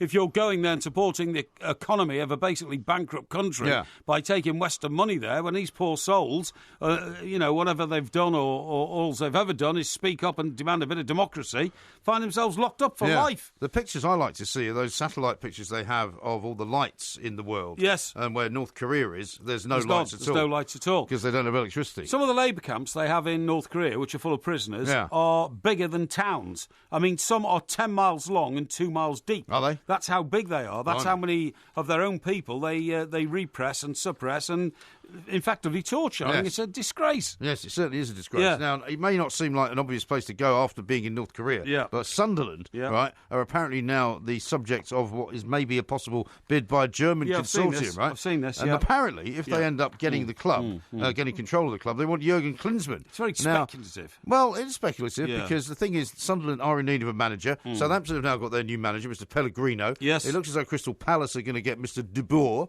so that job's going to go. The Sunderland job, I think they're having a lot more trouble filling because, frankly, the current owners, don't actually want to appoint anyone because they want to sell the club. Yes, of course they do, yeah. Now, Jurgen Klinsmann, I think his last job was as the USA coach, and I think he lost that last November, didn't he? Yeah, well, I mean, was he not also linked with the Swansea job after Bob left? Yeah, I think he was, yeah. I think he was. The point is that I can't see how this could possibly work on two bases. I think Klinsmann's always made it clear that he wants to live in the United States from now on. Yes. He doesn't want to live anywhere else. Right, he likes it there. Yeah. Even when he was an international manager in Europe, he still spent most of his time in the United States. Yes. Secondly, Klinsmann has only ever really gone to jobs which are high profile, and national coach of the United States of America is pretty high profile. Well, it is. And he did rather well for them in the World Cup in Brazil, didn't he? Not bad. And national coach of Germany. Yeah. And he took a poor German team as far as they could go in 2006 in Germany. Right. So I see all that, but I just don't see him in Sunderland. I'm not knocking Sunderland. We've had discussions about Sunderland before, but I just don't see it. I can't see how he'd go there, take one look at it and say it doesn't quite meet my aspirations, well, I think. On the other hand, if he knows the people who are buying into it, and he knows that they want to raise the profile of the club, which is why they want him, and he sees what Rafa Benitez did at Newcastle, he might suddenly think, actually, if they're paying me a bucket load of money and they're giving me a nice house to live in while I'm doing the job, maybe this is just what I need to get myself back into sort of top-level management. Well, you may be right. But talking about Rafa, of course, there's been plenty of speculation over the weekend that Rafa is having a few problems with his own situation at Newcastle. Why? What? Because he's not getting the players he wants? Not getting the money. Once again, it's all about, will Mr. Ashley decide to invest the amount of money that Rafa Benitez is asking for, and how will that work? Which is pretty interesting because I was reading a lot of stuff about Sports Direct over the weekend. There's an amazing court case about to start. Oh, yeah. And in this court case, it's a claim by a person who works in the very highest echelons of finance, business advice and all that. He's claiming that he's owed £8 million. Who is? What, by Ashley? By Mike Ashley. Right. Because of a late-night conversation in a pub in which the guy gave Mr. Ashley an idea about how to improve the fortunes of the company. I remember this case, yeah. Mr. Ashley said, well, if you get my share price to £8, then I'll pay you X amount of money. Right. And that's what's at dispute, how much money was involved. Right. The share price got to £8, and now the dispute is how much reward should go to the chap who... And has he got any reward at all, or just not enough? Yes. I mean, the details of the case which are going to be unveiled is that he has been paid £1 million. Oh, okay. But he was claiming 15 million, and says that's what was agreed in the deal. But then when you read deeper into the story, it's fascinating. Mr. Ashley's main premises are somewhere in the Midlands, okay? You know, the Sports Direct. Yeah. Every Friday night, according to this report I read over the weekend, Mr. Ashley takes a lot of senior executives out for, like a board meeting, effectively. And they go to a pub where they have a few sherbets from between 8:30 and 10:30. And at 10:30 they have dinner. Yeah. And then often it goes on till 3 in the morning. Like casinos and stuff like that? No, all in this one restaurant pub. Oh, really? Which they use the same every week. Right. And they discuss a lot of business, but nobody says, we've had enough or we want to stop doing it. It's a very convivial atmosphere. Well, also, presumably, they don't want to be the first ones to leave in case they are frowned upon by the mine host. I don't know about that, but the reason all this was put into a piece in one of the, upmarket Sunday newspapers, so-called, was that they were saying, and now the city are questioning as to whether this is quite the right way to conduct money in which, sums of £15 million are being bandied about when people have clearly had a glass or two of the old firewater. Yes, indeed. Well, it will be an interesting case to watch. Do you remember when he was giving evidence to Parliament, was it last year? Yes. When he was being quizzed about the way that he employed people. That's right. And he went off, I think, at one point to a pub and sat on his own. Yeah, that's right, yeah. And the Rolls-Royce was outside purring away with the chauffeur in it. That's right. And he decided the best thing that he could do in the midst of all of this sort of terrible scrutiny that he was under was to go sit in a pub on his own and have sort of fish and chips and a couple of pints. Yeah, that's right. Well, this is quite what a curious character, isn't he? Well, this is this piece that I read said about it, a most unconventional businessman, but... Having said that, an incredibly successful businessman. Yeah. So who's to say that his methods aren't right? And if there's one challenge here to the way he's running business, after a 2 or 3 decades of building up one of the biggest retail networks in Britain, then, frankly, I think I'd rather take Mr. Ashley to run it 99% of the time, and the other people very possibly 1%. But as you say, if he's not willing to spend very much money, and Newcastle don't bulk up their squad to any great extent before the start of the season, then Rafa's going to struggle, isn't he? He's going to find himself down, fighting relegation rather than fighting to get up into the top 10 of the top half of the table. I mean, look, we don't know, and I'm not suggesting for a moment this is the case, that Rafa may have his eye on something else. Yeah. And if he's got his eye on something else, then the best way to do that is to ask for a ridiculous amount of money in the transfer market, and that will, of course, be rejected because it's untenable. But I'm not accusing Rafa Benitez of doing that. I'm saying that so much depends on money in football. It can be used as a gambling chip, whichever way you look at it. Yes, indeed. Yeah. How about this from Steptoe? It says, listening to Porky sing is worse than 10 years in a North Korean hard labour camp. Is it really? Yeah, well, I haven't apparently. sung lately. So well, thank you. Thank goodness for that. That's rather a vicious sort of bar. Yeah, isn't it, well, he's obviously got a long memory. Yeah. This is talkSPORT.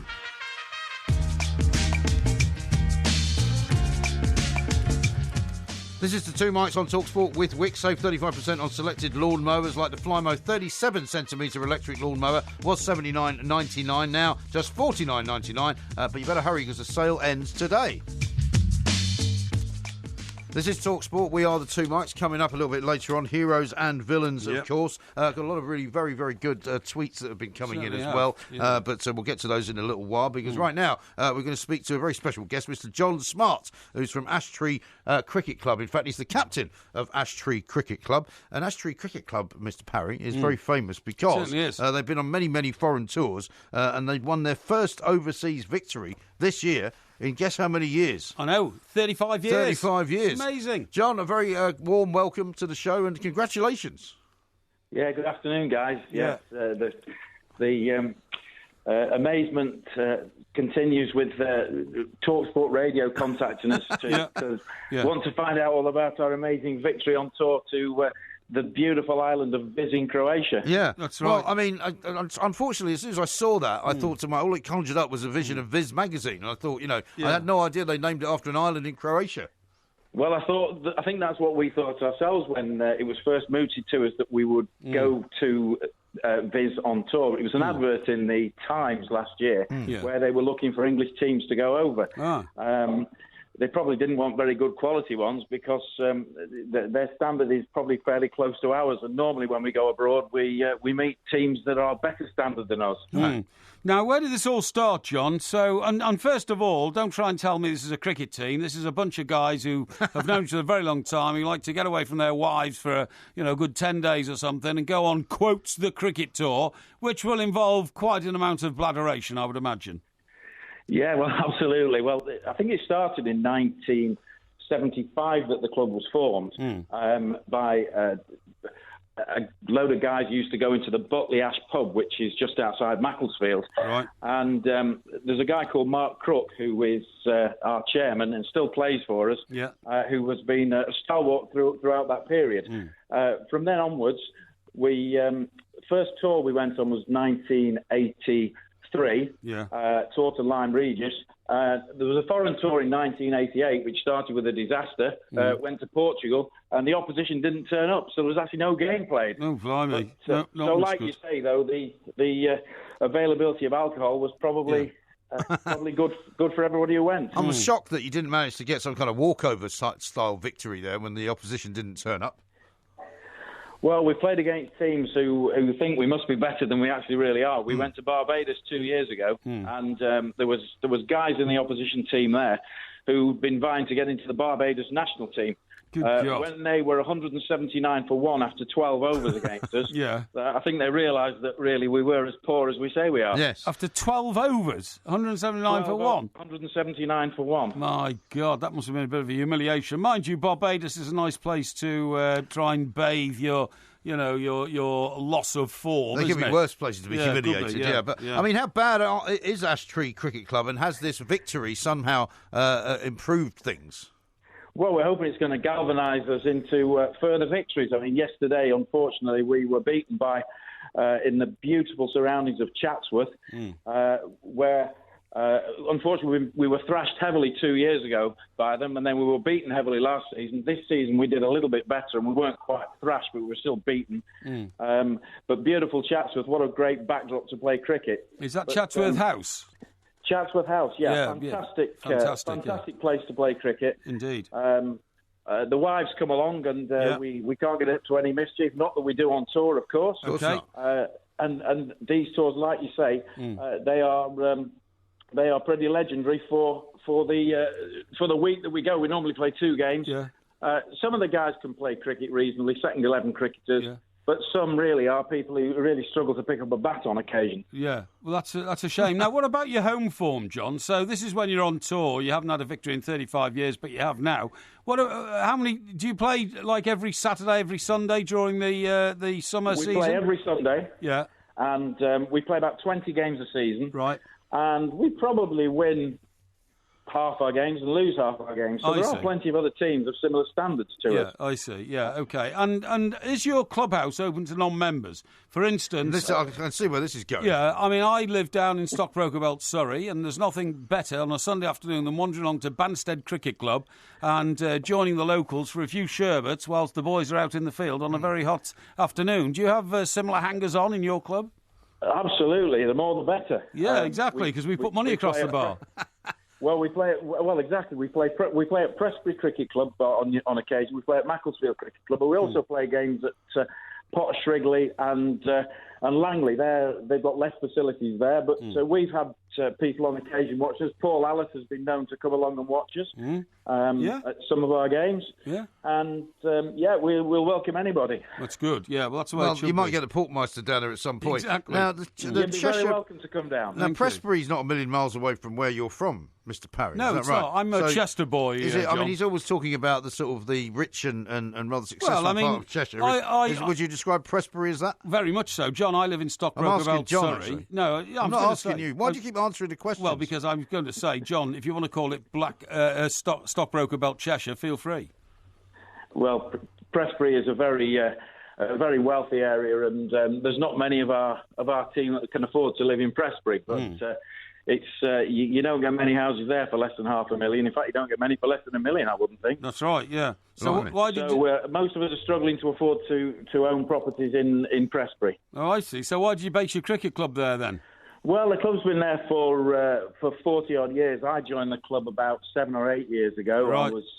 I played for a team that used to play against them. We disbanded, basically due to a similar standard of players, and I was headhunted by them and found myself as captain a couple of years ago, and this is my 3rd season as captain, and winning on tour, well... What can you do? Well, but having not won for 35 years is a kind of badge of honour, isn't it? Now that you've actually won, that kind of mystique has disappeared. Now you're just a sort of not very good cricket team from somewhere in Cheshire. Absolutely. So we'll make the most of our 15 minutes of fame. Yes, I think you should. But I mean, has anybody approached you like sort of players of a slightly better calibre who want to get in on the fun? Well, we certainly welcome a few decent players. I've got a game on Wednesday night, and I'm really scrabbling around for players. So I'm trying to find a few ringers. So if anybody wants to phone in and maybe apply their talents on Wednesday, they'd be more than welcome. Well, that's absolutely fine. Well, I want to say that I admire you so much, John, for keeping up a wonderful English tradition. The village cricket team in the summer and the thwack of willow on leather. You're right at the top of that game, John, and I admire you for it. Thank you very much, sir. It's no problem at all. John, thanks very much indeed for taking the time to talk to us. John Smart there, the captain of the Ash Tree Cricket Club. Yep. I mean, there must be lots of people in that kind of position where they just go out there, have a bit of fun. Yeah. I mean, these foreign tours must be great laugh. Well, you never win. No. It's even better, isn't it, in a way? We're quotes on tour. Well, that's what I'm saying. But being on tour is the thing. I mean, I had friends that used to play in a cricket matches all over the world, and they went to Australia, they went to India, and it was like a press team, That's right, yeah. And, it was incredible what they got up to. Well, I love the old local village cricket team, because I used to play one with David Emery. Remember Dave, the sports editor of the Express, when we were there? And it was very close to Esher, actually. Oh, yeah. It wasn't quite in Esher, but it was, I mean, you could see across the fence the houses where the Bee Gees lived and all that kind of stuff. Really? You know what I mean? Yeah, it was absolutely... Did you see Barry Gibb at Glastonbury, by the way? He did well, didn't he? He did very well. Yeah. And Jimmy White used to come along and have a few sherbets and cheer. Right. But the problem was that we had a player who got so old he couldn't play anymore, so he nominated himself as umpire. Oh, yeah. But the problem was that he got completely... rattled in drink prior to the game. Yeah. and often couldn't remember which, whose side who was on, whether a batsman was a fielder or a bowler. It's not easy in cricket, is it? It's not easy, and on a hot summer's afternoon, you saw him physically wilting to collapse, and, that sort of ended the game now, because if your umpire is too drunk to be able to properly marshal a game, you can't go on. You can't go on, absolutely right. Now, coming up next, we've got lots and lots to do, but including in it, we've got to do heroes and villains. So I hope you're ready. This is talkSPORT.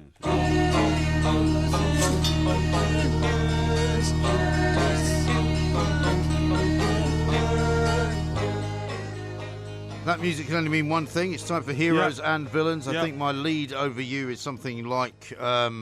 I don't know, 15-8 or something like that. Is it? Yeah. Something like that. I don't think anybody takes much notice of that. Well, they do. Know what I mean? They do. Yeah. Because obviously, once again, what it is we come up with 2 heroes, 2 villains each. Lizzie then decides whether or not mine are better than yours, which they normally are. Yeah. And then we'll proceed from there. Have you prepared, despite the pain that you've been going through all weekend? Yes, I have. Of course, I have. Yeah. As long as you're not making yourself one of the heroes. No, I'm not making myself a hero. No. Well, would you like to go first? I'll go first. Well, why don't you go first then? I'm going to go first with my first hero. Go on. And I think I might have snatched this from the jaws of your possible choices. Very unlikely. It's Barry Gibb. Is it? Barry Gibb is my first hero because, I mean, the Bee Gees were one of the most sensational groups of my lifetime. Yeah. Without a shadow of a doubt. Night Fever and all that was only one aspect of their brilliant career.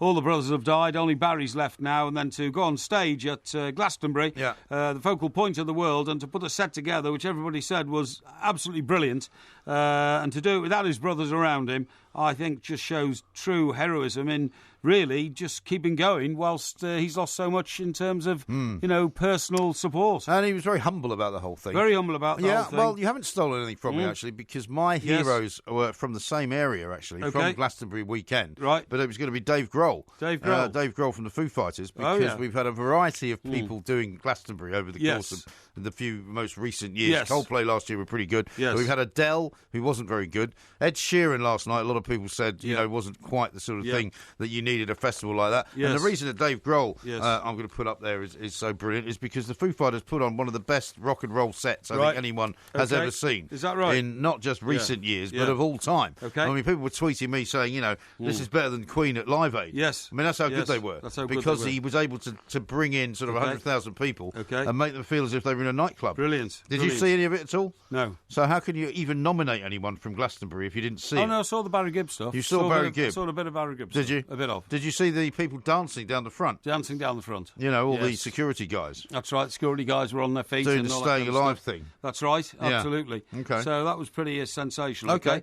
So my first villain. Well, those are both from Glastonbury, so they are, Izzy will be easily able to make a choice. Yes, there. Absolutely. Yeah. Now, and of course she's much younger than the generation that appreciated Barry Gibb. So I hope she's not going to be ageist about this when she thinks, the Foo. I don't think you should be preempting anything. The Foo Warriors, are they? The Foo Fighters. Foo Fighters, that's right. Yeah. Or Barry Gibb. You know what I mean? Right. Anyway, my first villain, you won't be surprised to know, is of course Sebastian Vettel. Is it? Because I mean, the man was an utter disgrace. Smashing into the back of Lewis Hamilton, swinging his car straight into the side of his car. Could have caused a crash.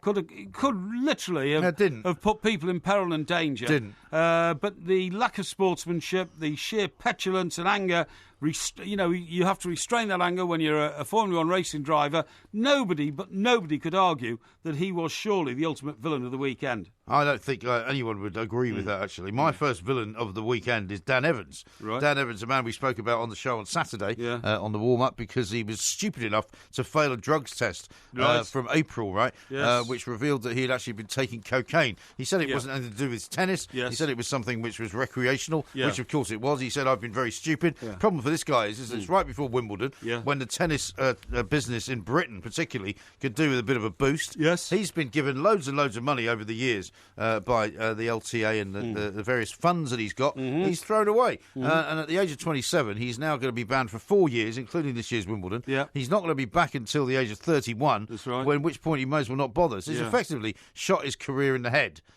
by being selfish, by being stupid, by being immature. Yes. And I have absolutely no sympathy for him. And he, for me, is the biggest villain of the weekend. Really? Really? Is that the case? That is the case. Okay. Well, I suppose you want my second hero now, do you? That would be good. my second hero is, in fact, the captain of Britain's greatest ever warship, which has just been launched, and that is the Navy's biggest ever warship, HMS Queen Elizabeth, which is going to make its maiden voyage today, okay? Hasn't it made it yet?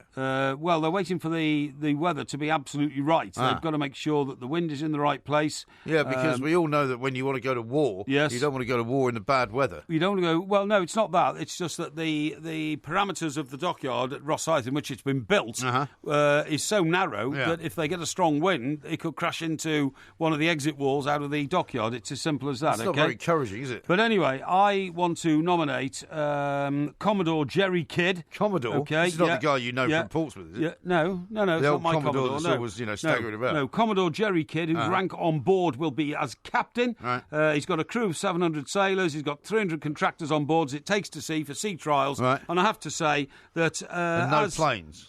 Well, not yet, because they can't put planes on a ship that hasn't had sea trials, so they don't know if everything works in terms of the catapult that catches them. This sounds very heroic to me. It is. So he's on a plane he's on an aircraft carrier without planes. Yes. But with a load of builders. Yes, but it's still finishing off the job. But you don't understand, you see, because I'm a student of naval history. This is the greatest warship we've ever built. Really? We need warships to deflect and deter, I should say. I think he's grasping at straws. Yeah, deter the enemy. Oh, yeah. And it's magnificent and something we should all feel terribly good about. Are you saying the enemy are in the Firth of Forth?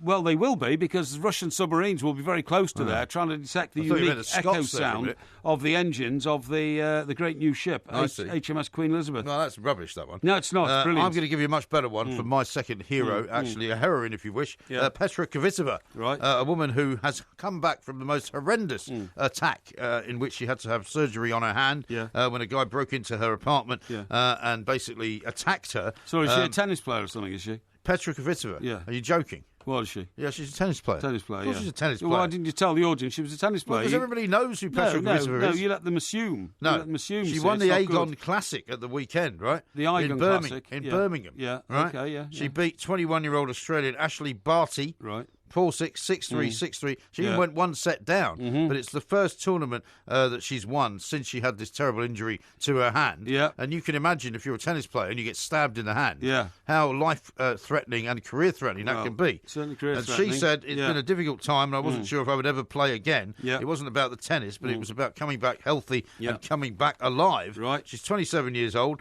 She came back to play in the French Open for the first time. Yeah. And she will hopefully be playing at Wimbledon. I would love nothing more than to see her win Wimbledon. Right, I don't know whether she'll be able to do that. Okay. But what a brave woman and what an inspiration. Yeah, rather long-winded that and sort of pointless. Yeah, not as good as your guy with all the builders on board the aircraft carrier with no aircraft. You know, he's taking that ship out into the North Sea today and it's fantastic. Now then, my second villain is Mike Riley. Now, Mike Riley, as you well know, is head of the Professional Game Match Officials Limited. And these are the people who nominate referees to games, all this kind of stuff, OK? Yeah. Mark Clattenburg, who's one of our great modern referees, has retired now from the Prem, and he's gone off to, pursue a career making a lot of money elsewhere. Hasn't he gone to the Middle East? Well, we're not sure, to be honest. Not quite sure. Okay. For that reason, he's been omitted from the Referees Hall of Fame. Has he? Into which a number of other lesser officials have been nominated this season. Yeah. Clattenburg snubbed by the Refs Hall of Fame, but incredibly, his support team have all been included. They were people who would have been linesmen and assistant officials, you know. I think that is a terrible, petty act of sort of, revenge on a man who just went off to better himself in life. Of course, he did leave Mark Clattenburg with a bit of a sideswipe to the referees' body. Well, that would explain it then. By saying that, I don't think things were always organised properly. Did I get enough support when I came under pressure about hard decisions, which often commentators said were wrong? No, I didn't. So he was off. But I do think it's a very, leaves a bad taste in the mouth amongst the referees in this country. OK. We haven't left me very much time for my last one. My last one is Warren Gatland, who is, of course, the head coach of the British and Irish Lions. That's very unpatriotic. They had their first test on Saturday, the first true test against the All Blacks. They were humiliated. They were outclassed. They were outpowered. He's now been described by the New Zealand coach as desperate, right? Yeah. Because Steve Hansen, who has run the All Blacks very successfully for quite some time, says the idea that they would go out deliberately to injure other players, fellow professionals, is absolutely outrageous and indeed desperate because, of course, course, Warren Gatland is desperate. He's had a very unsuccessful tour. They've lost a few games. We were told at the beginning of the game on Saturday morning, the England players and the Scottish players and the Irish players and the Welsh players are all feeling very confident about beating this New Zealand team in Eden Park, where they haven't lost for 35 years. That's right. And I think they've got it all wrong. I think he's got the selections wrong. Right. I know he's had a few injury problems, but he's just got everything wrong. Yeah. And I don't see the Lions actually winning one game against New Zealand. Okay. So I think a whitewash of 3-0 is going to be well, that hasn't happened yet, you know. He'd be a villain then. I don't think he's a villain yet. He's a villain now because I think that's far too... the stall for it. Far too quickly. Well, again, as I always tell you, luckily you don't make the rules and you don't decide whether it's any good or not. Yeah. That'll be Izzy's job. I'd be amazed if she gives you anything out of all those ridiculous choices of yours. Yeah. But that was Heroes and Villains. This is talkSPORT.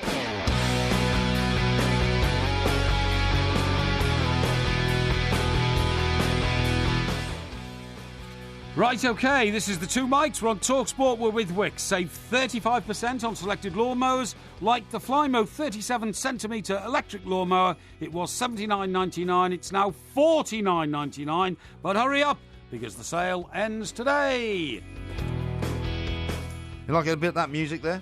What was that? That's the Foo Fighters. Can I have a bit more of that then? Foo so Warriors. I can you tell. Want to hear a bit more of it? Yeah, a little bit more, please, just so I can get a feel for it, yeah.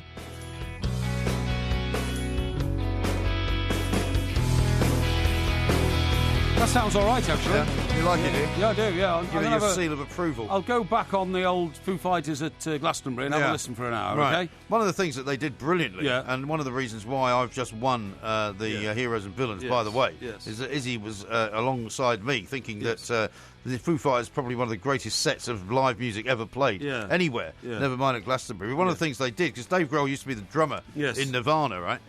He actually went back and sat and took the drums. Yes. The drummer came out front and sang a song. Yes. Right? Oh, I see. So they were interchangeable. Sorry, so the guy who's the leader of the group used to be a drummer? Well, he plays a lot of instruments. I mean, he once made an album, and he didn't like any of the other musicians that were on the album, so he just played everything himself. Is that right? He's one of those incredibly talented people. So he can play lead guitar or drums? Yeah, or indeed keyboards. Wow, that's fantastic. Or indeed bass. Or indeed anything else you like. That is pretty spectacular. He's tremendous. So I'm afraid I've won it again, so there you are. All right, well, I think it's an ageist thing. You know, I'm going to have to get round to examining the age profile of the production staff on this show. It's got nothing to do with the age, I'd have to say. Stephen says this: I have to abandon Porky this week. His back must have screwed up his brain. Well, maybe he says you need to up your game, Porky. Yeah, maybe it's an obvious MG win. Yeah. Adam says, is she a tennis player? Brilliant. From Porky, the talkSPORT presenter. I knew she was a tennis player. All I was saying is that you should have informed the audience that it was. You know, you take for granted everybody knows the few facts in life that you know. Not at all. Any chance that Captain can take Porky out to sea, says Patrick. MG, a clear winner again. Relevant topics, and Porky was deluded. No, well, I am suffering terrible pain. I have been for Well, if you're not well days. enough to work, then you shouldn't work. Well, you know, then I'd have to, abandon you to your devices, and that wouldn't do talkSPORT any good. So, well, maybe we need to start thinking about. Really. Maybe we should start thinking about drafting in some kind of Porky substitute. I'm a bit of a because your health is deteriorating rapidly. Bit of a company man, you know. Are you? Yeah, you've always been a company man. Ryan says this: if Porky doesn't say "I'm your wingman, Maverick" at least once, then I'll be disappointed. Yeah, I don't know in what context he wants you to say that. Well, that's of course from Top Gun, the greatest film. No, ever I know made. that. Yeah. I know that. Yeah, but I'm not going to say that today because it's too stereotypical, I'm afraid, of the fact that an aircraft carrier is about to make its maiden voyage. Mr. Raider says, I'm not even listening as I'm in the office, but I can tell from here it's an MG win. Well, you say that, but it wasn't obvious to anybody.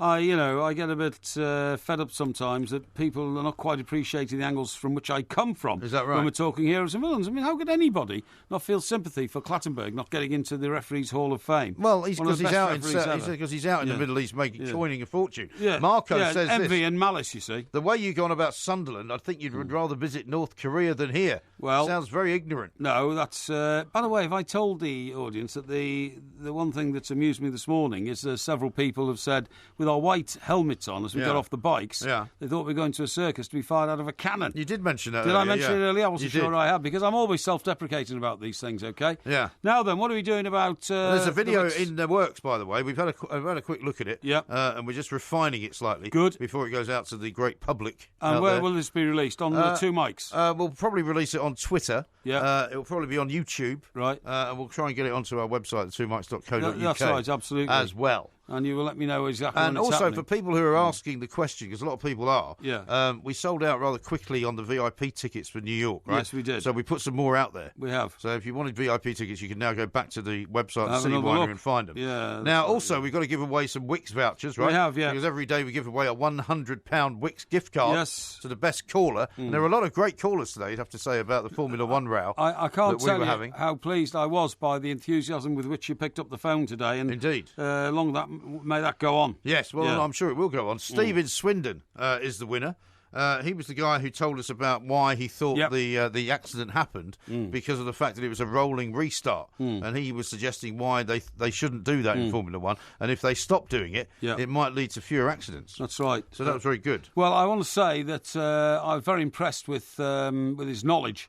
Because what Steve told us opened my eyes a bit, and it's always great to have a sort of a listener and a contributor to the show that knows even more than I do. Yeah. Yeah. It's not often difficult to find someone who knows even more than you do, to be fair. Yeah. Well, that's a bit harsh, isn't it? No. It is a bit harsh. Now then, got a great one here. Yeah, go on. It says, Barry Gibb was absolutely outstanding at Glastonbury. You must win this time, Porky. So there's loads and loads of stuff out here. Well, Tracy. There's one. Tracy Beer, regular contributor, regular correspondent. Winner, Barry Gibb agreed he was superb. Thank you very much indeed. So that's two you've got then? Well, two, but I can't read them out forever, can I? We've got a limited amount of time. Well, do you know, the Foo Fighters, as per usual, said that they would play all night. They didn't care. Yeah. They've got many, many songs in their repertoire. Ed Sheeran, by contrast, on Sunday night, had to say that, well, I've only got a couple more songs. So he hasn't written anymore. Oh, really? Because he's not very old. What, so his back catalogue sort of played it out, had he? Well, more or less, yeah. He had to tell them, he said, I'll have to start again. Start playing songs twice. I think that's the problem when people like Elton John and Paul McCartney go on tour. They've got such a huge back catalogue that they can never keep the audience happy because, obviously certain members of the audience have certain favourite songs, you know what I mean? Oh, I know. And they can't get around to playing them all. And they would like to say them to stay there all night and just go through every record they've ever played. Exactly. Yeah. Now, just before I let you go, there's one story we didn't get around to doing earlier on today, but I'd like to mention it to you. We might pick it up tomorrow. You know they're going to start talking about having movable prices in supermarkets. Yes, I know. It's amazing. Prices, so that when you decide to go and buy some ice cream in the middle of a hot day in June that's right. in a supermarket, it will have an electronic digital price, which will immediately leap up, possibly by 100 or 200%. That's right. Because there's big demand for that particular piece of goods. It's like Uber cars, which seem like a great, worthwhile. They have a price surge at certain times of the night. Well, New Year's Eve, for instance, about 4 times what you'd normally pay for them and that sort of thing. It's all about supply and demand. 10 times. Well, but that's one thing to do it with a car company, but it's another thing completely to do it with a supermarket selling food, which is a basic necessity of life. But ice cream, I suppose, isn't. But I totally agree with you. I mean, nobody's ever thought about supply and demand in that way, and that's why I suppose, so much food gets thrown away. Yeah. Because if you make the same amount of food every day in the anticipation of the customers coming in and buying it, perhaps what this will do is it will lead now to production meeting demand rather than production being blind and just guessing what demand's going to be every day. And then we get all these horrendous stories about throwing away 800 tonnes of food a month and all this kind of stuff. Maybe you're right. Yeah. But the idea that fixed prices for food are going to be somehow coming to an end fills me with absolute dread. Yes, absolutely. But we may develop that a bit more tomorrow. Yeah. Tomorrow we will be back, of course. We might have a bit of listography. Yeah. We'll have another host of guests. We are the Two Mics. Don't forget to follow the Two Mics at the Two Mics on Twitter and on YouTube. Just look for Two Mics TV.